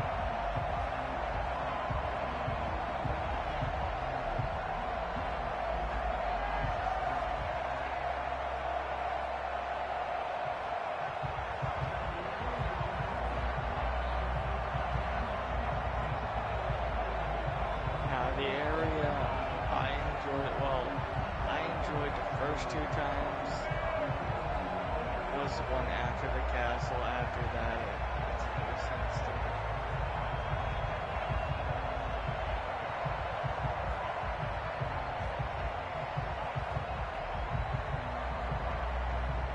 That's a lot more.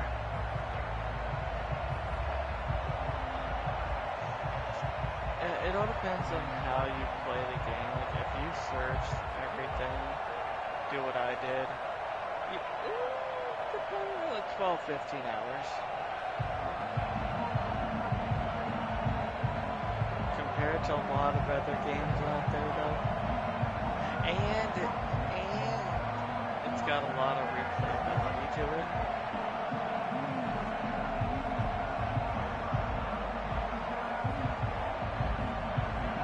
Yeah, you're on casual, so you do have aim assist, by the way. Which I'm pretty sure you're probably going to keep it on because you suck.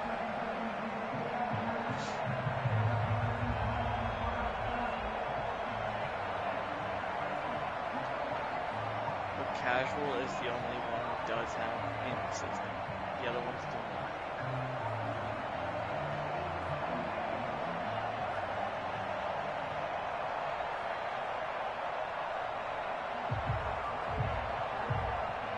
Zip line, motherfucking zip line.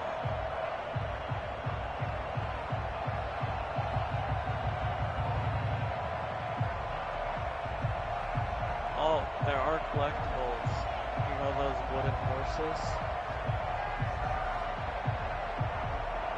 Yeah, there's 20 of them scattered throughout the entire game. And no, I haven't gotten them. Because I'm going to have to look up where they are. I have no fucking idea. I think I found 17 of them. I have no idea where the rest are. I'm only missing like 2 or 3 file reports.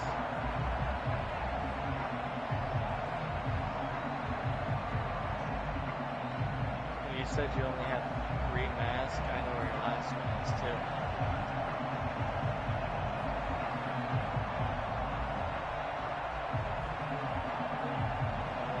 Research and see I should probably tell you.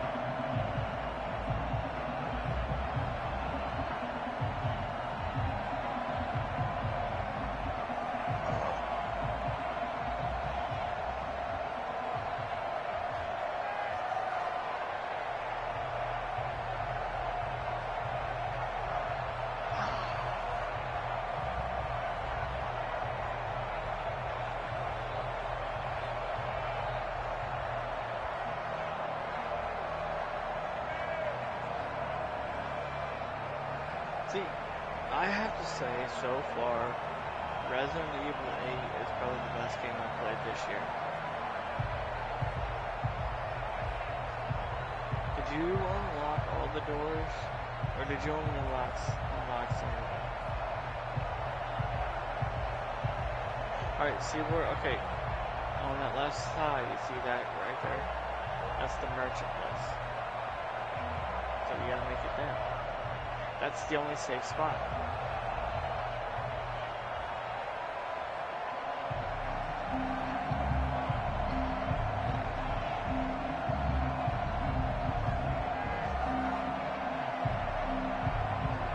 Did you ever unlock that door to that right? Oh, well, who cares? Keep going straight. No, don't worry.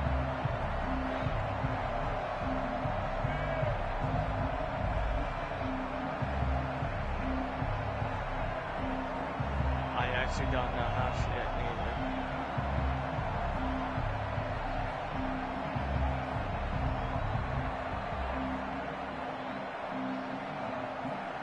You have to tilt the ball.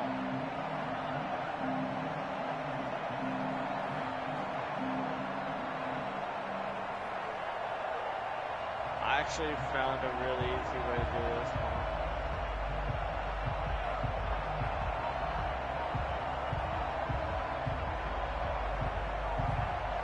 Wrong hole. Dude, if you would have kept it downwards, you have to make it to that light right there.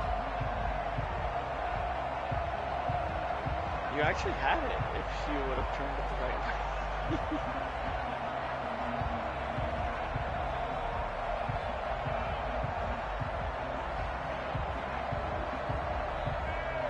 You gotta turn it as you go.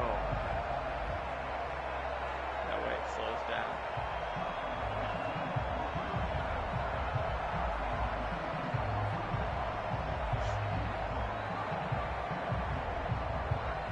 It's running.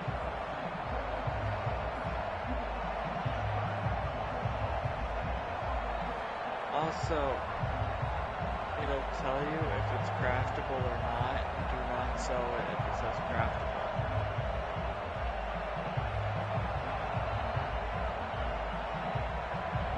As in, when you sell the item, it says valuable. It'll also say valuable / craftable. There's like 4 or 5 different items in the game that you can find. And that's not. And just a little heads up, that sniper rifle is the only sniper in the game.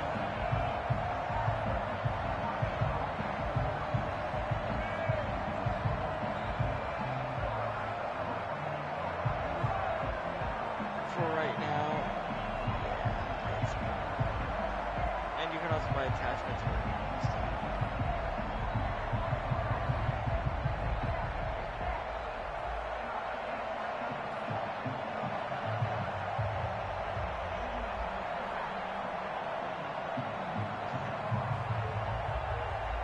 If you didn't attach it, you can always go attach it yourself manually.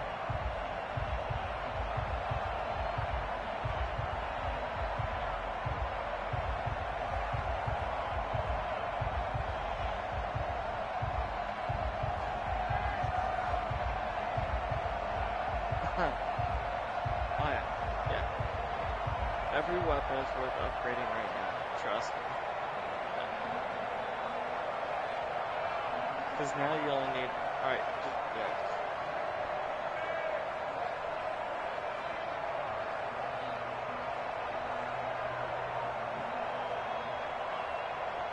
And now you're only missing 1 mask.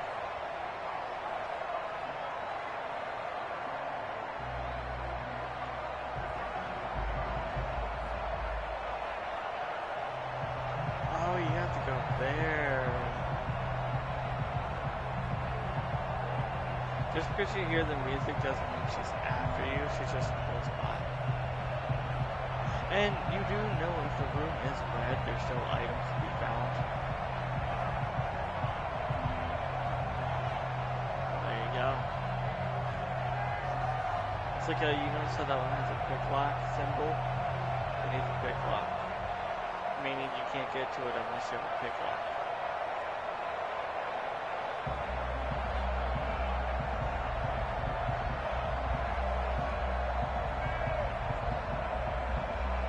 Oh, there is actually a chance for them both to be chasing him at the same time.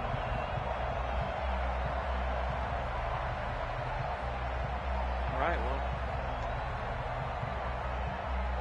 Yeah, but there's really nothing special to it. It's just a rare scene that Dimitrescu.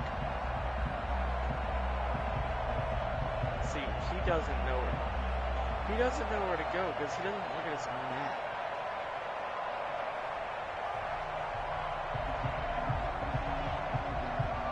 What have you done? Question. Go up to the second floor.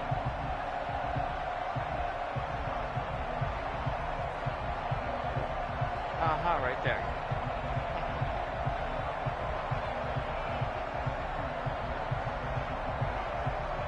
What now?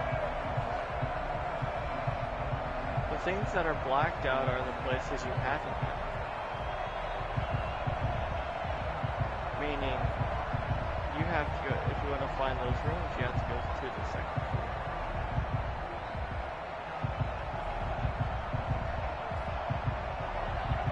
Meaning, you gotta, yeah, just wait for it to walk away.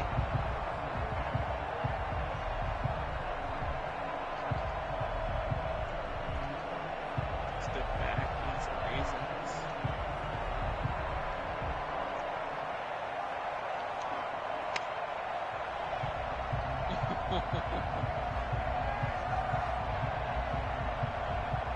Yes, Mom.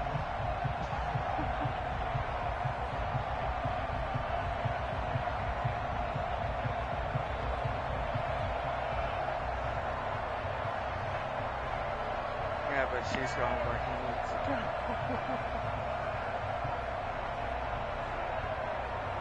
Schaefer, there's only one way up, and that's where she's going. But does he have a lockpick? Yep, he's got one.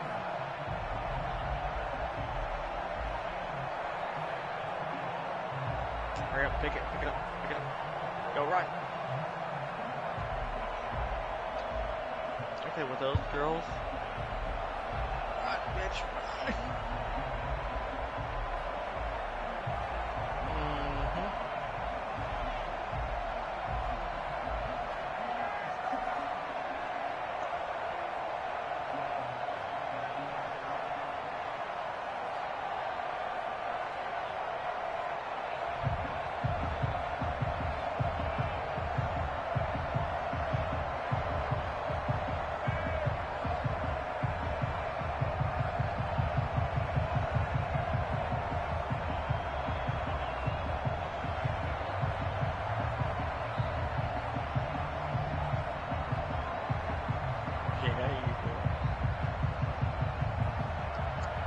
Go for it. Go. Don't be a bitch. Run for it.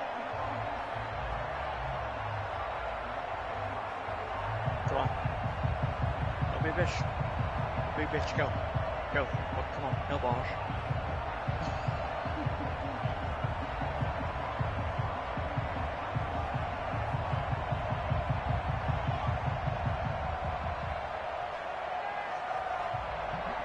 No, you should walk right past her.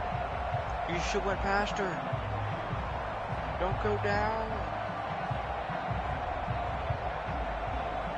Well, yeah, so keep doing that until you kill him.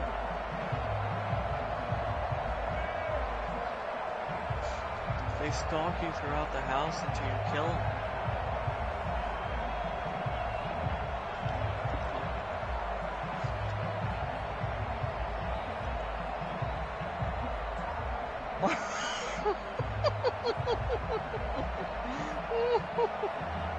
Circle her around in that room. That way you don't have to keep fucking stalking around.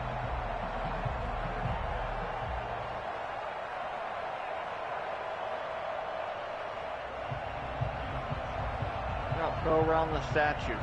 Go around this. Never mind.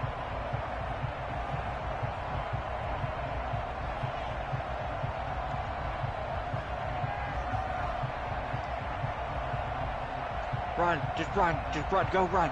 Run. Schaefer, run now!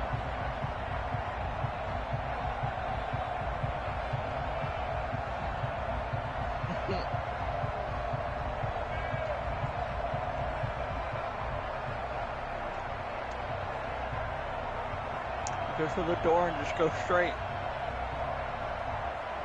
I'll lock it with a key. Nope. No.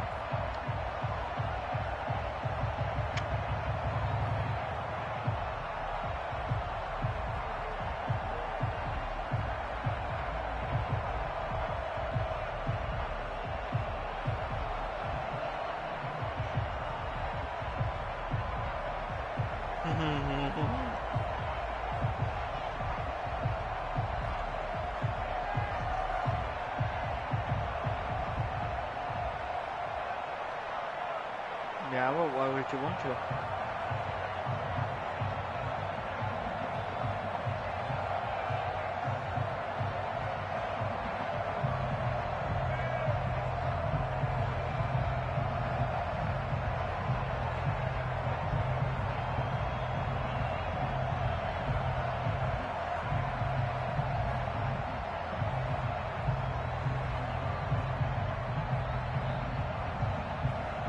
Shut up. Schaefer, yeah, did you ever pick up an eyeball? Wait, no, you didn't. It's a treasure item. Yeah, but Schaefer, now, did you ever sell like a gray eyeball?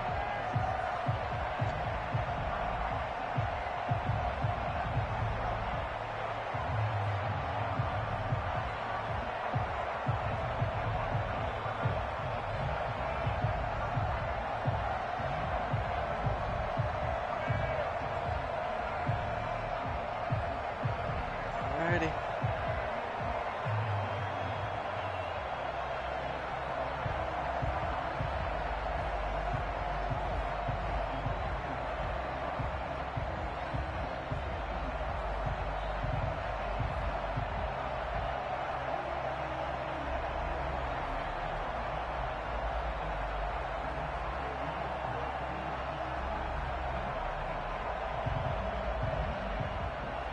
Look.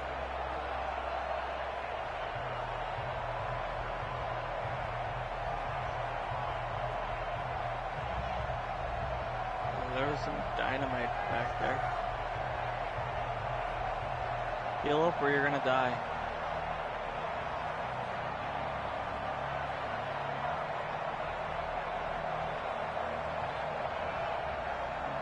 You have any dynamite?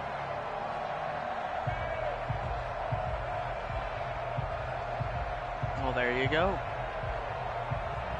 You gotta equip it first.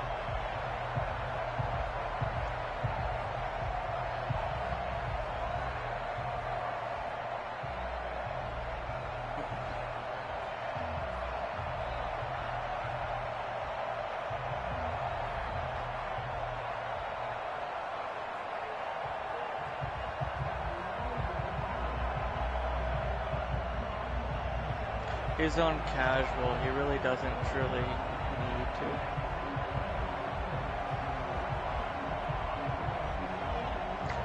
Not on Village of Shadows, they're not.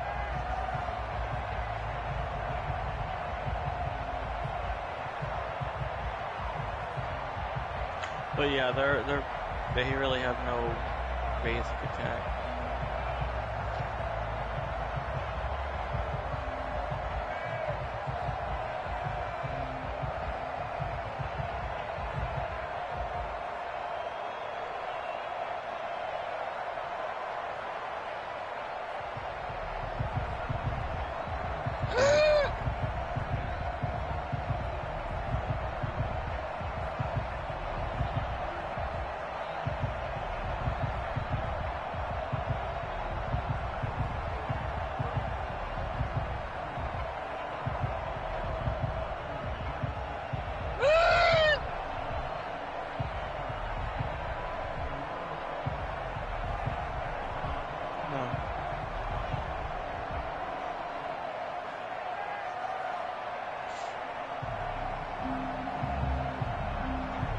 With bullets. Lots and lots of bullets.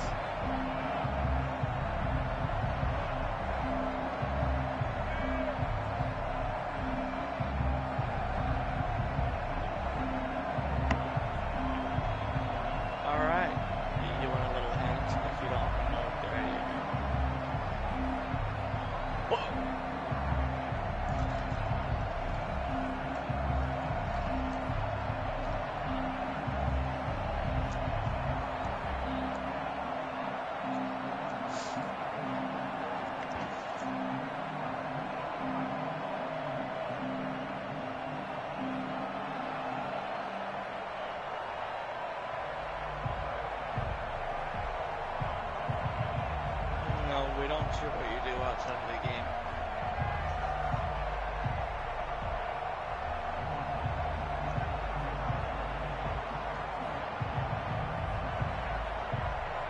No, you have to stop, share, put, start it.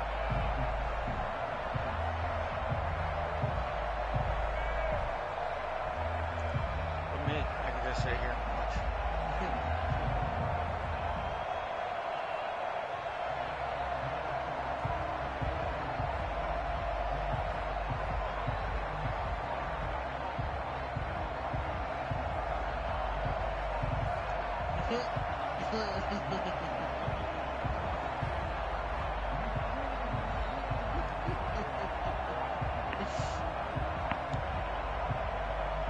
Go ahead, shoot it out.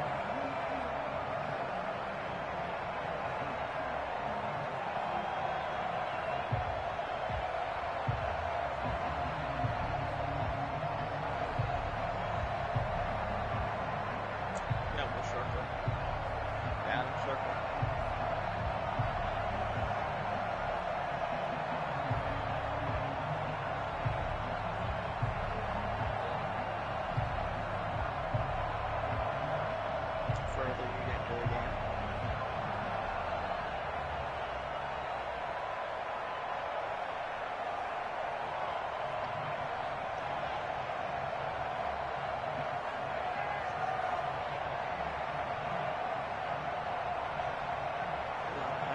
Inside.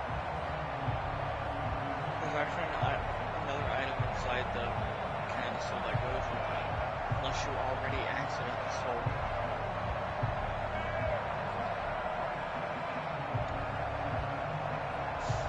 You know how you had to take the maroon eyeball out of the one ring? Well, it's basically that kind of eyeball, but it's like a grayish. Oh, that's because you haven't been to that. Okay, I don't know if you remember this, but you know how you were downstairs in that bloody little room? Well, do you remember a door you couldn't open? It required the key you recently just got. That key right there. Meaning you have to go back down there if you want to get the other. You know where the kitchen is? Right there? Right there. You gotta go to the kitchen and go down. Because once you leave the castle, you can never come back. Once you fight her, you're leaving the castle.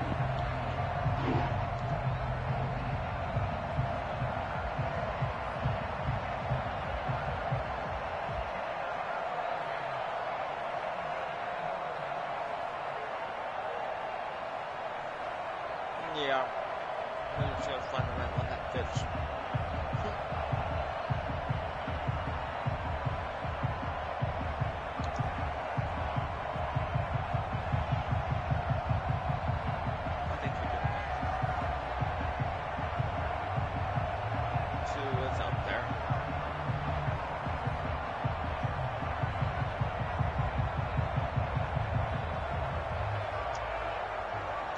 She becomes more relentless.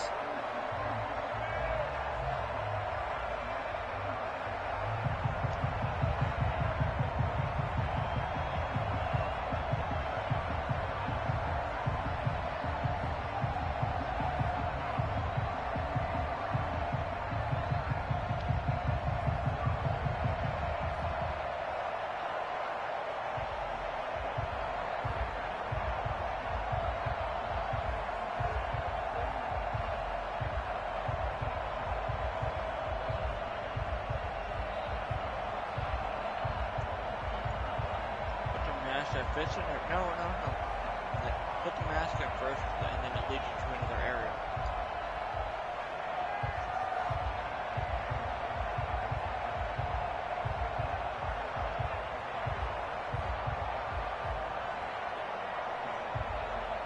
Crouching doesn't help, by the way, just saying. No.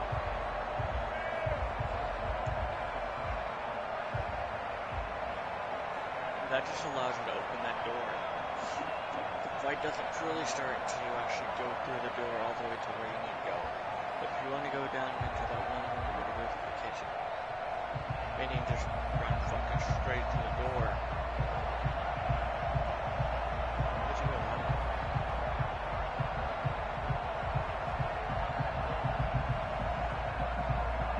No, run straight to the door ahead of you. Dude, turn the fuck around. What part of run fucking straight did you not understand? That's not... No, it's not. Upstairs is that staircase right there.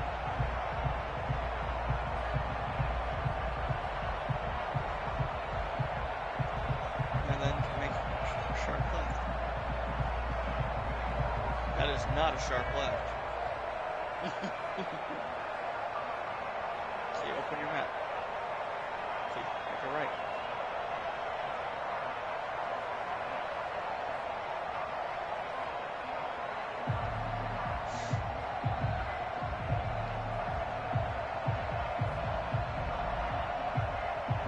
But, no. After you actually get really good upgrades and shit, you can beat the game in less than 3 hours. Well, yes. You played Resident Evil 4 and 5, right? That's where, yeah. It's got the combat style of 7 and all that shit, but it's got the inventory system and everything else of 4. That's what I love about it.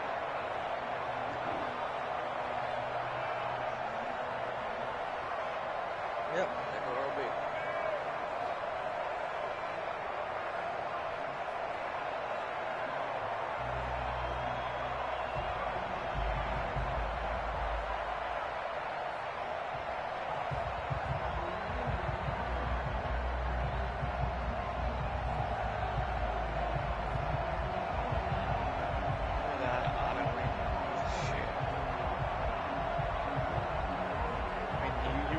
Plenty of ammo.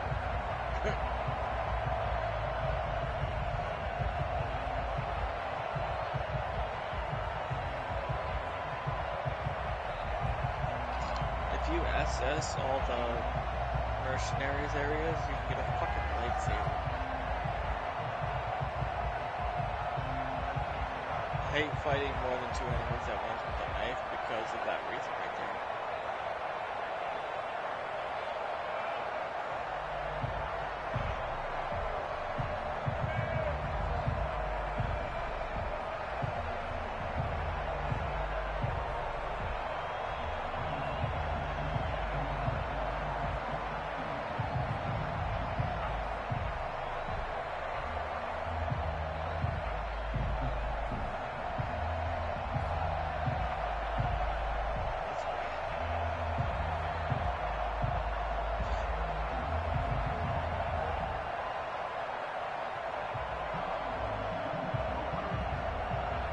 See, my least favorite enemies are the werewolves.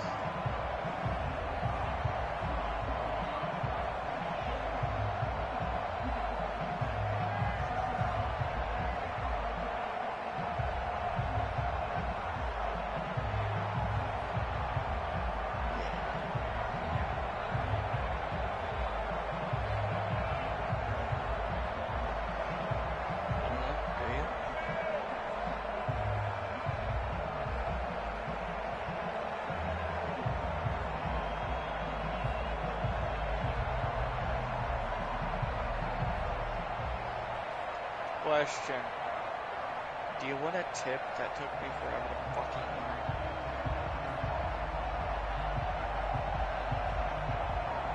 No, let it sit still and I will tell you. This one took me a minute to figure out because I didn't want to waste ammo, but then I realized I had to. Pull out your pistol, aim it directly at it. Yep, shoot it.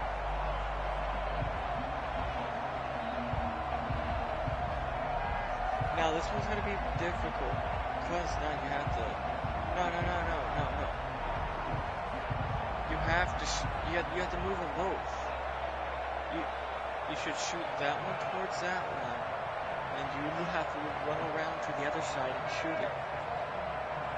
You have to move them both. No. Okay, you see the one you just lit up? You have to shoot them into each other.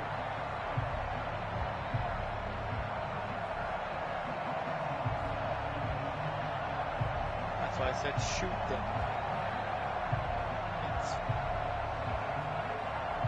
Shoot it and run behind the other one quickly. Just keep shooting. It's fucking. No, you gotta shoot it in the direction.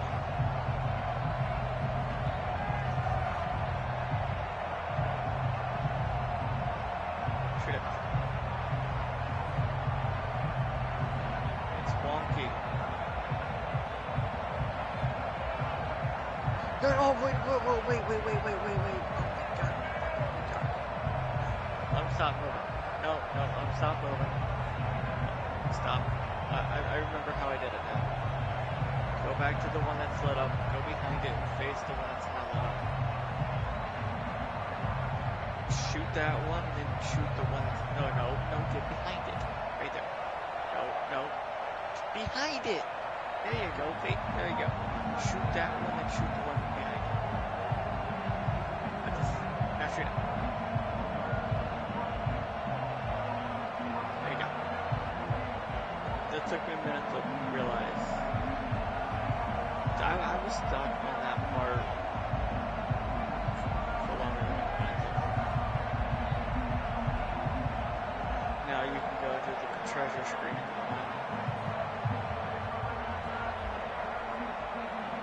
More money. It sells for more money.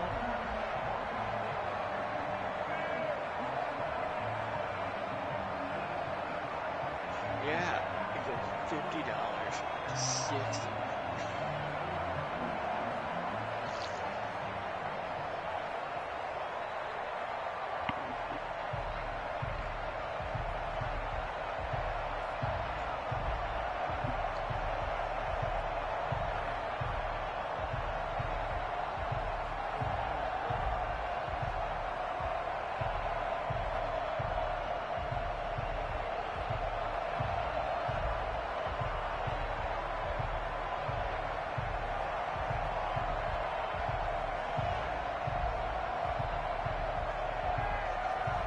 Borderlands 3 now has crossplay.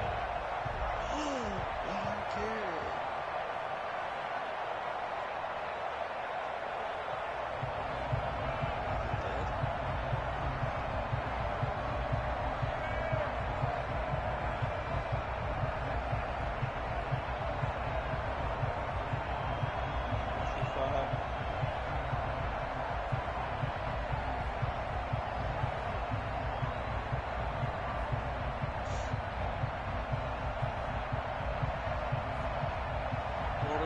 Oh wow, that was recent too.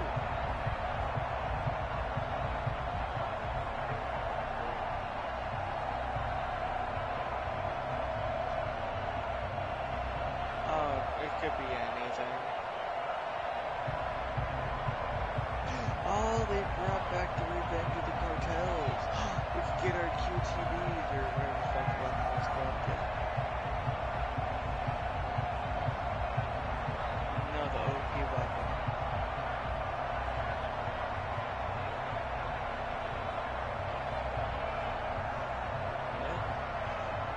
The assault rifle.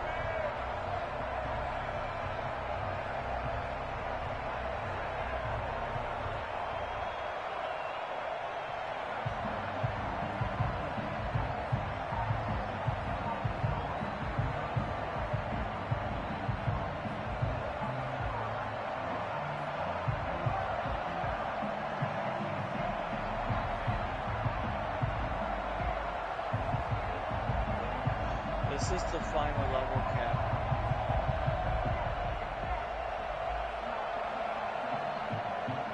That's what it says right here.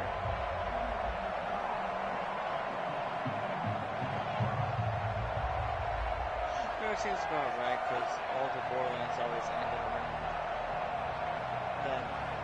Except the first one had the best level cap ever. 69.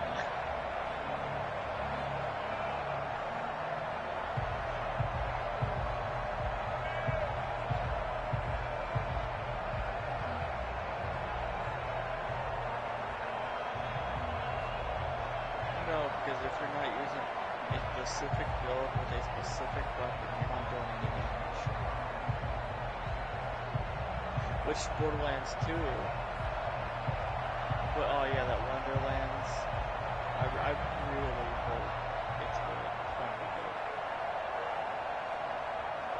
It's called Wonderlands. It's a spin-off.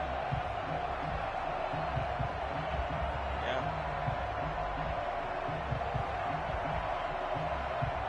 Although one of the ones you're missing. You know, why are you only searching one area? That's why I want to know.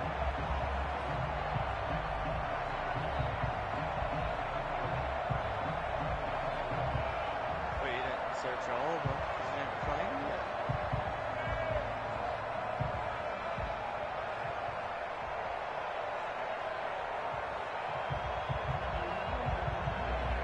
Oh, you are right there. It'll be. Wait, what's that?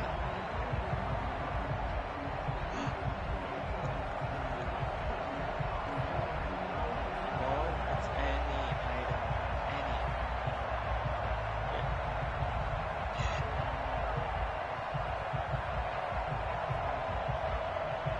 And if you go that way, the only way back is that way right there. Because that's where you drop down to. So the only way back out is the way you just came.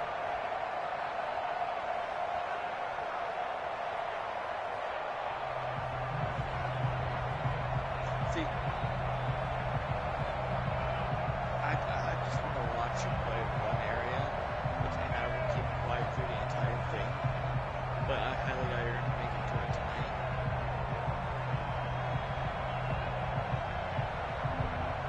That too. I just want to see how you're going to react to it. I won't watch the entire thing. Okay. Oh, I know what you're missing. You're missing the same item I missed. Don't worry about the music. The music's fine. Sometimes it'll just do that. Just to freak you out. And it works, doesn't it?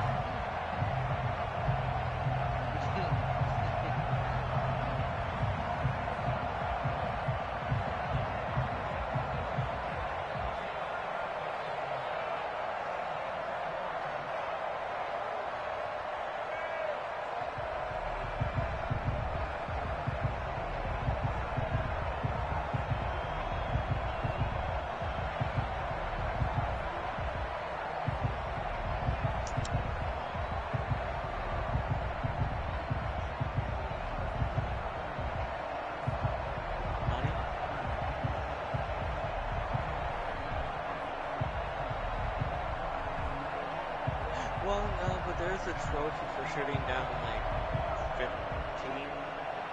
different things.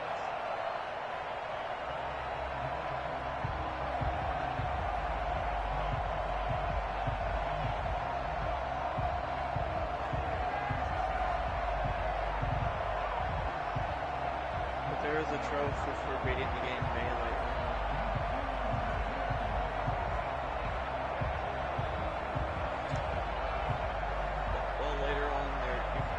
You can't get right now, but you get two different melee weapons.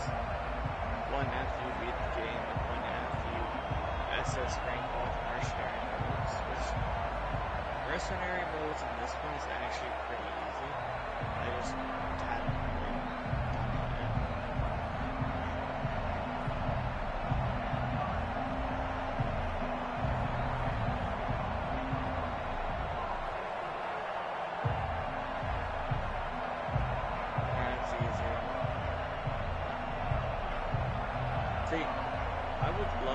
back and play with him with fall again. But nobody wants to play with him. I would restart from the very beginning and delete my save and play it again.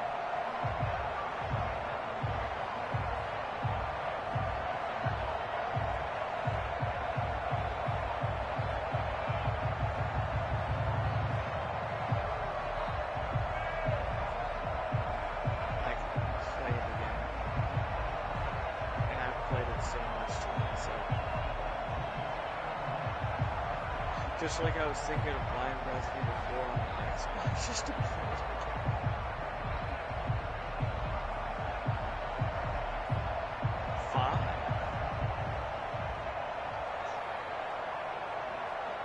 Yes, last time we played it, you were like, yeah, I don't want to play that anymore because I suck at it.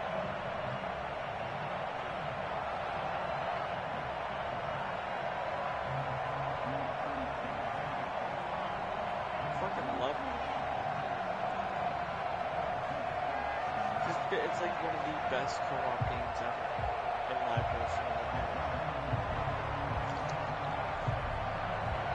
It's co-op from beginning to end.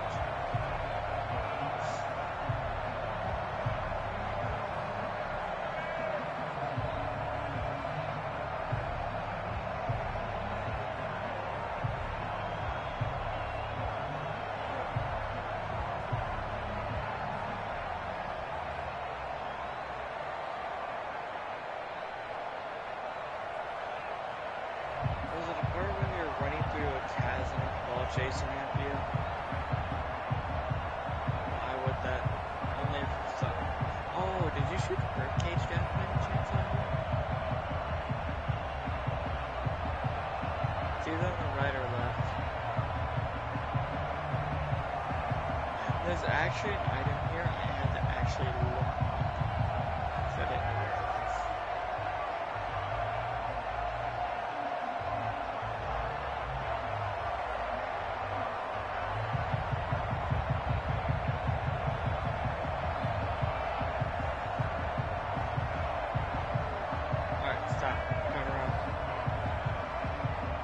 Be on the edge of one of those.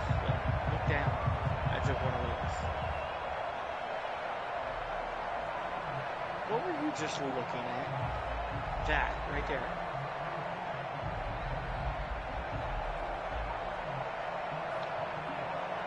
No, because there could be breakables that you didn't break.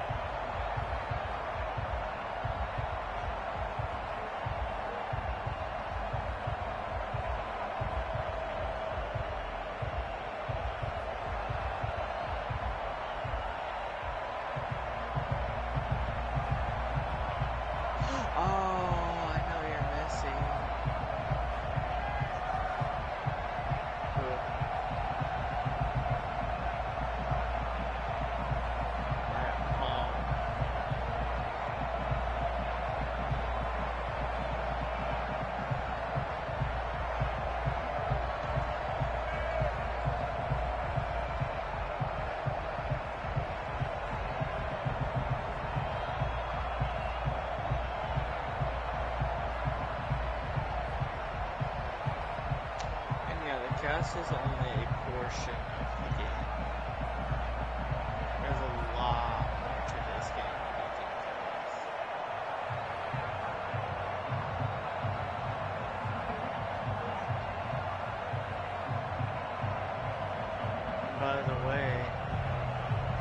is the easier portion of the game.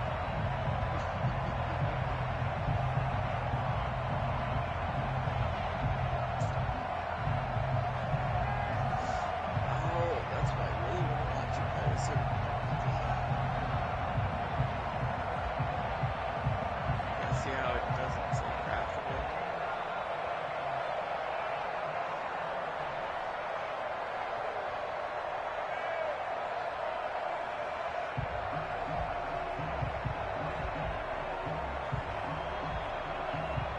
Never. That's because it was part of the trauma pack I bought. Yeah, it was. I don't know why it was.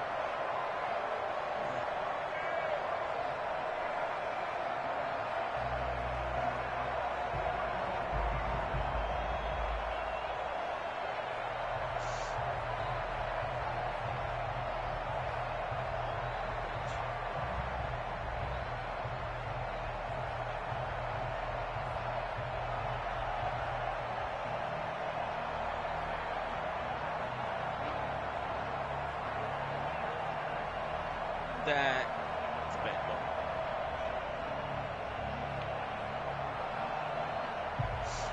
But you don't have to do them all at once.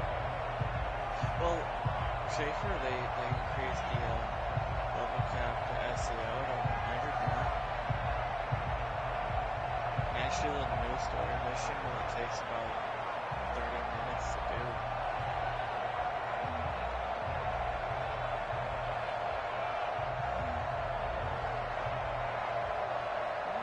Not really, but you do teleporter graphical design. It's not that long. And they also added, yeah, a spear.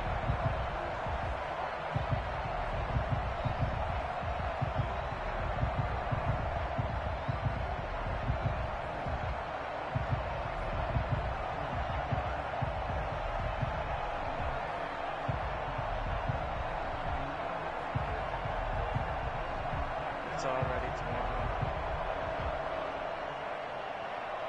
So, since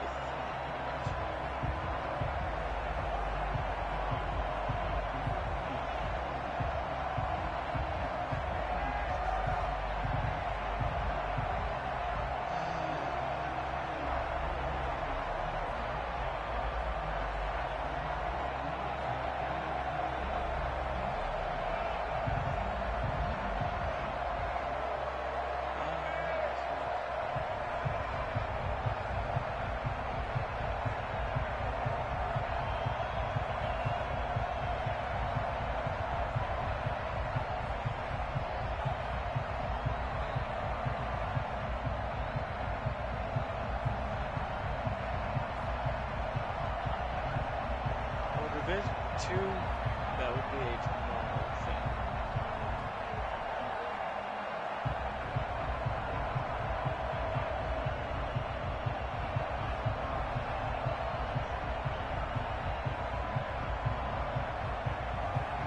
Tomorrow, I'm going to start Scarlet Nexus, though. I'm going to do exclamation.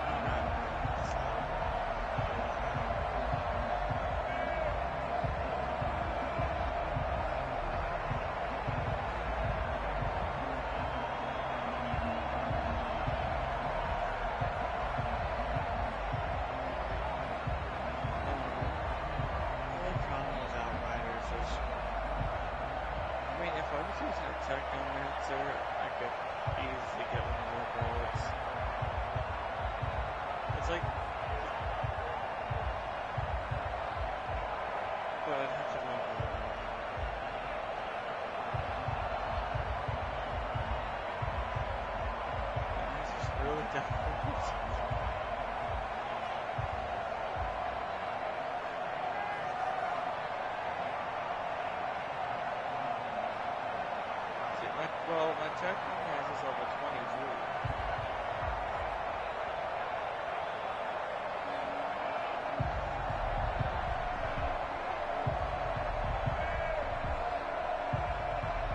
They should do like a lot of games nowadays.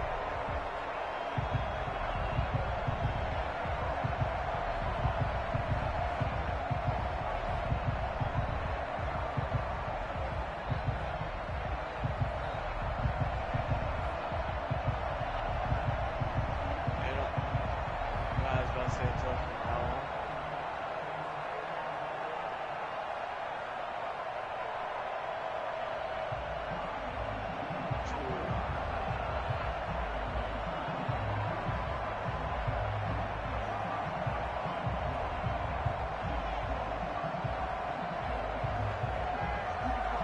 I don't know.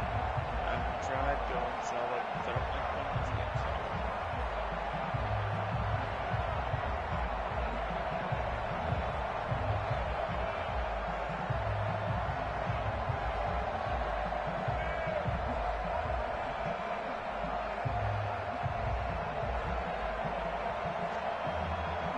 That's why when I do these, I like going around with the outfits and shit.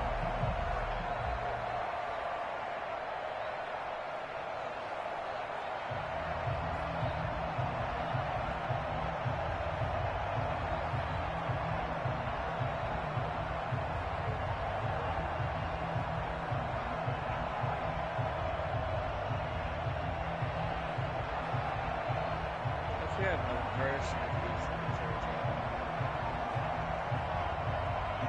But for right now, I don't really know what tricks they're building.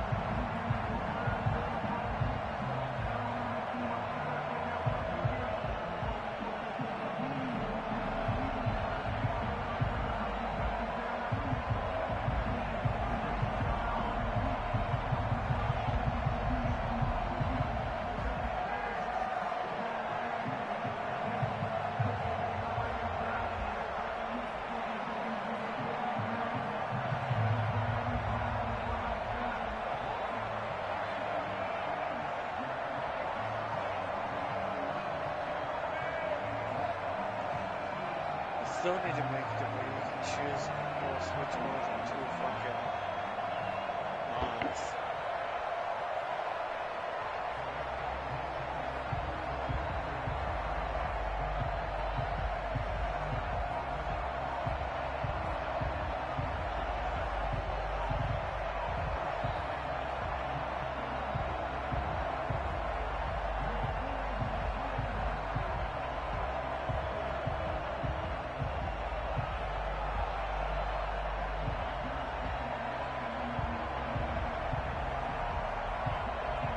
Policy.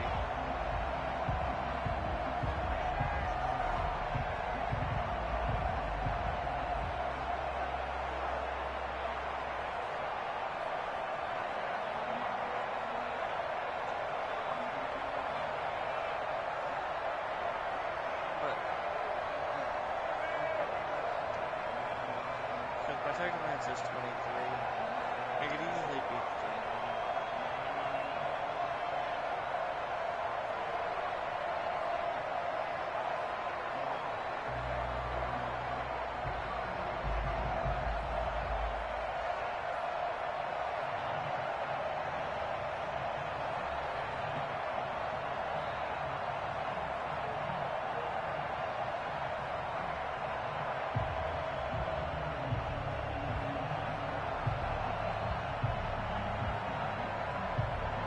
last year really big powerhouse. They had a lot of good people.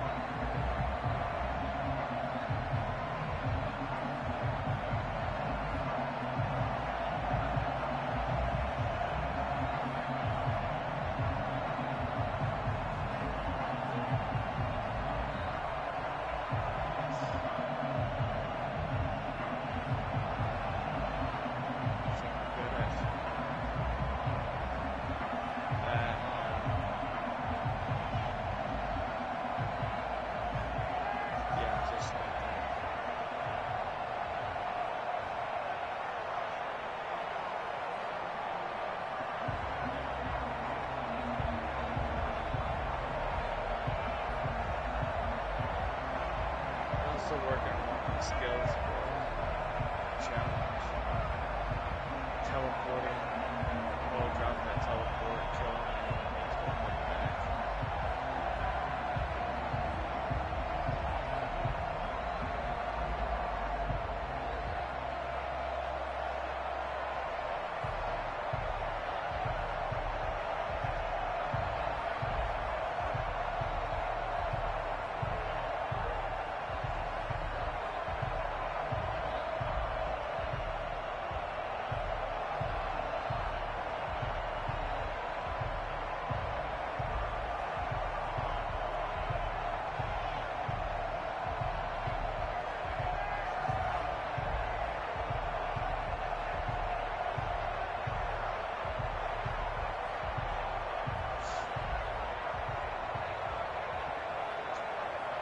Some blue mothers.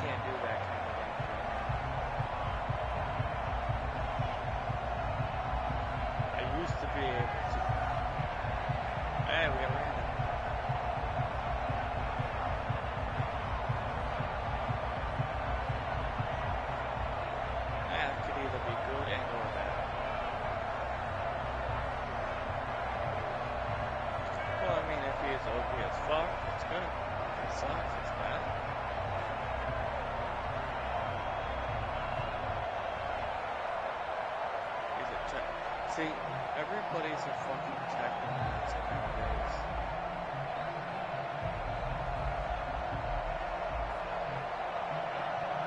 Where are you going, Mauler?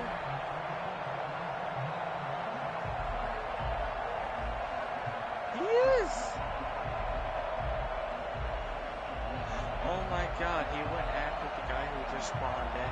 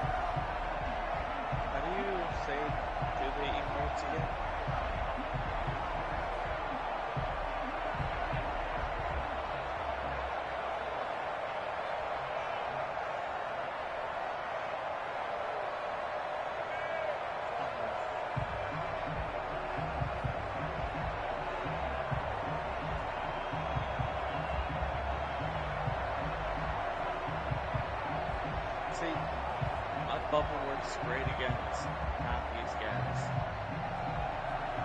I'm more of a shooting the gun person.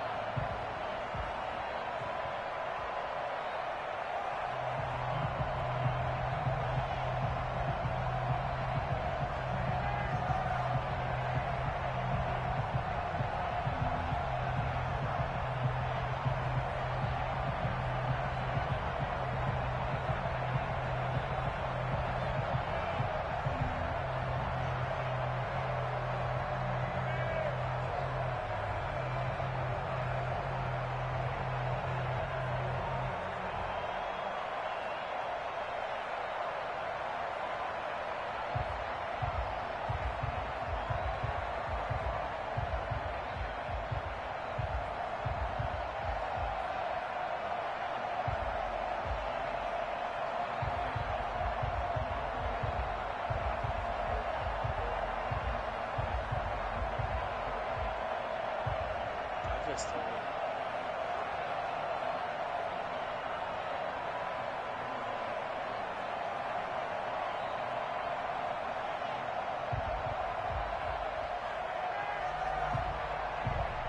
matter if he's weak or not, he's slowing him down, and that's all that matters.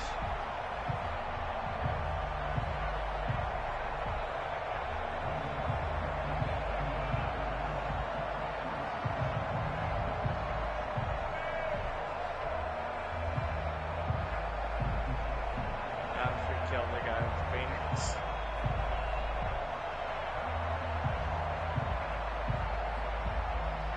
I see no reason why we can't go with this.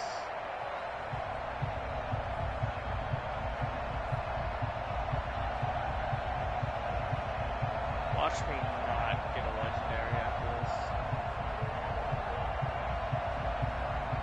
All I want is a better fucking weapon. Is that so much to ask for?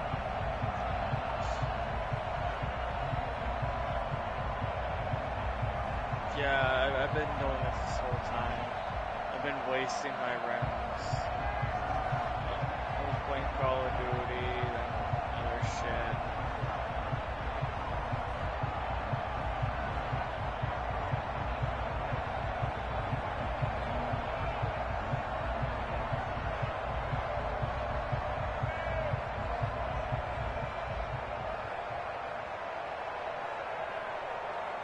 Not to mention killing shit close to me is giving them shields and everything.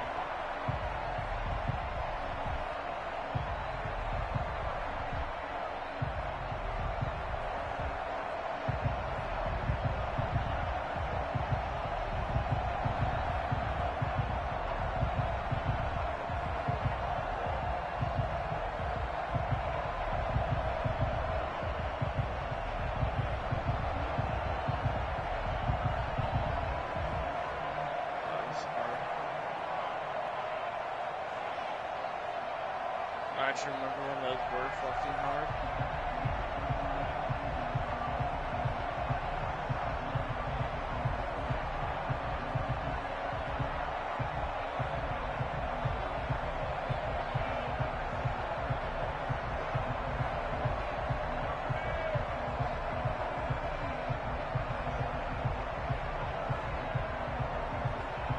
After that, they detected.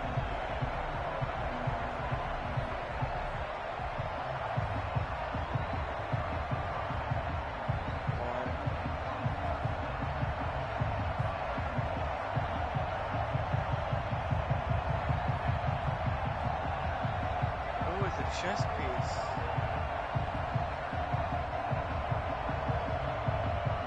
So for the penetration knife. Damn.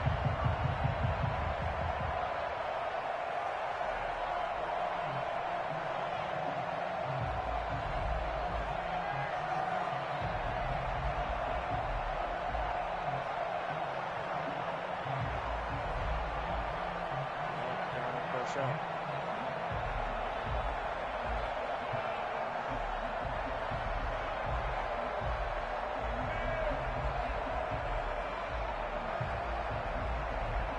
Yes, it's big.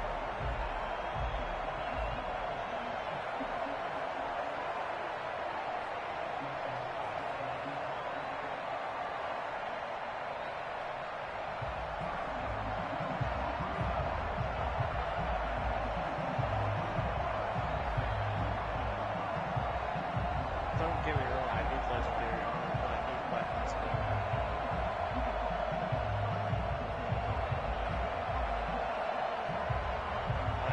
That's just random.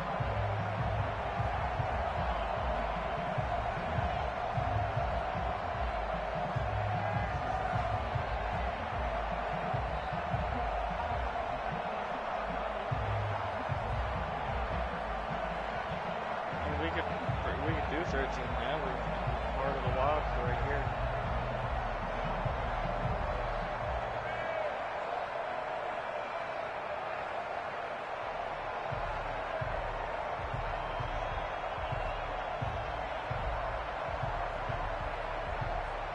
Oh wait, scorched lands. Do we want to do it on tier 14?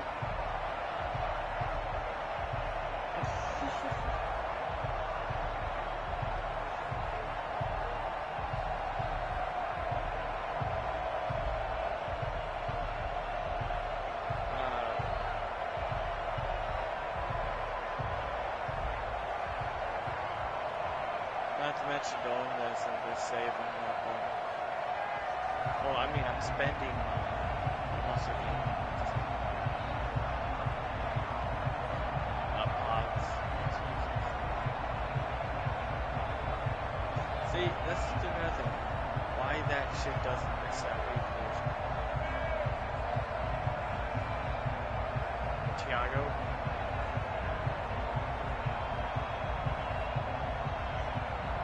Almost have everything from it.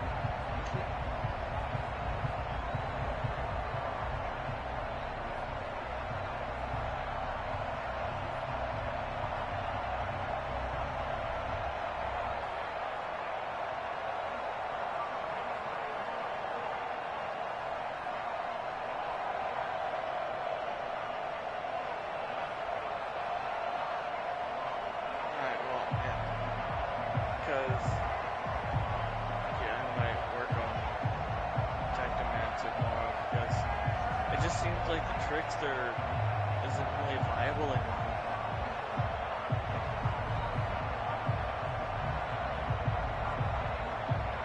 It's like if you don't, like, you can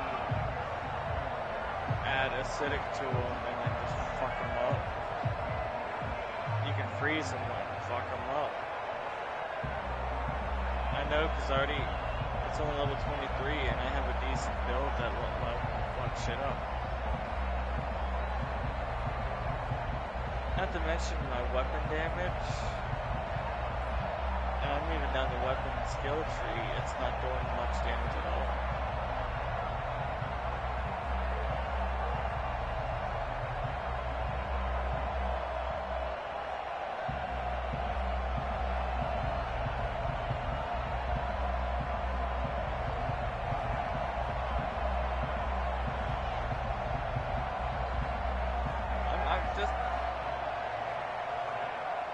said I never stuck with Technomancer. Because that was originally going to be my main class. But then the Trickster was kind of, fun to use, pretty OP at times, and then nerfed it into oblivion. So I plan on putting all this shit inside the stash. Even though I won't be able to use it until I reach a certain level. Still.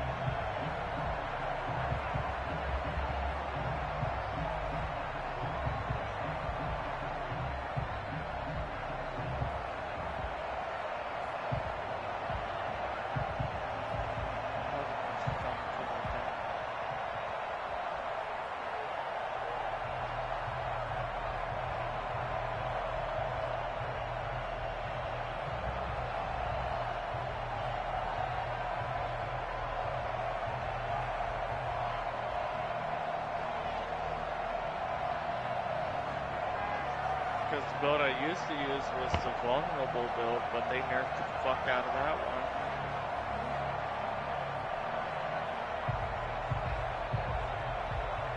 It's like every build I try to use, it gets nerfed. You think?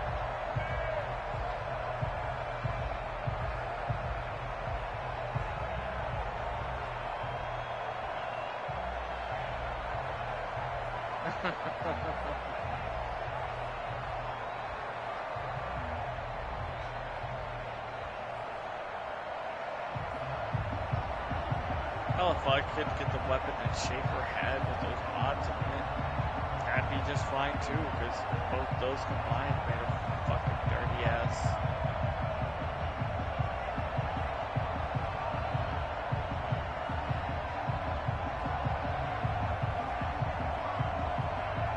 And that doesn't do that much damage either anymore. There's fire on the ground. It does a lot, it still does quite some damage, but it doesn't kill you instantly.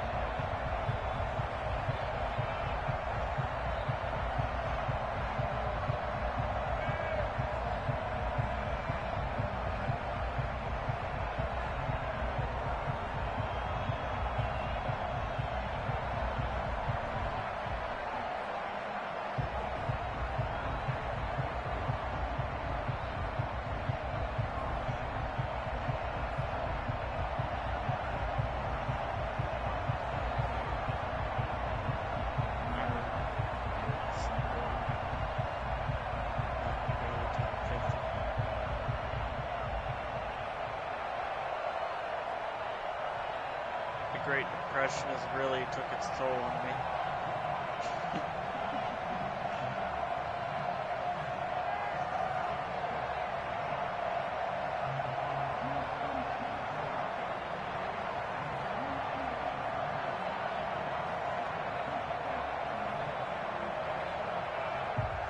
But Deadly Disturbance still does a lot of damage.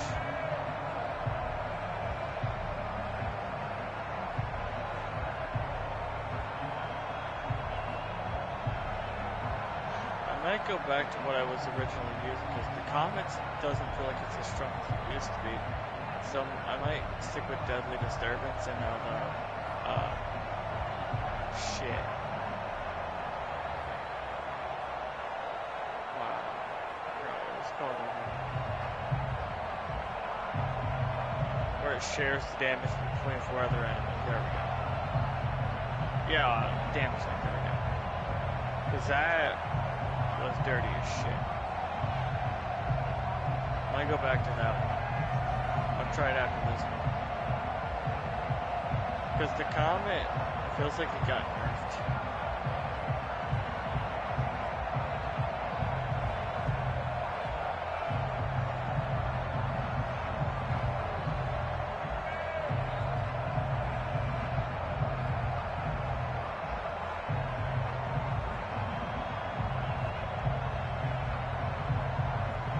Fire damage.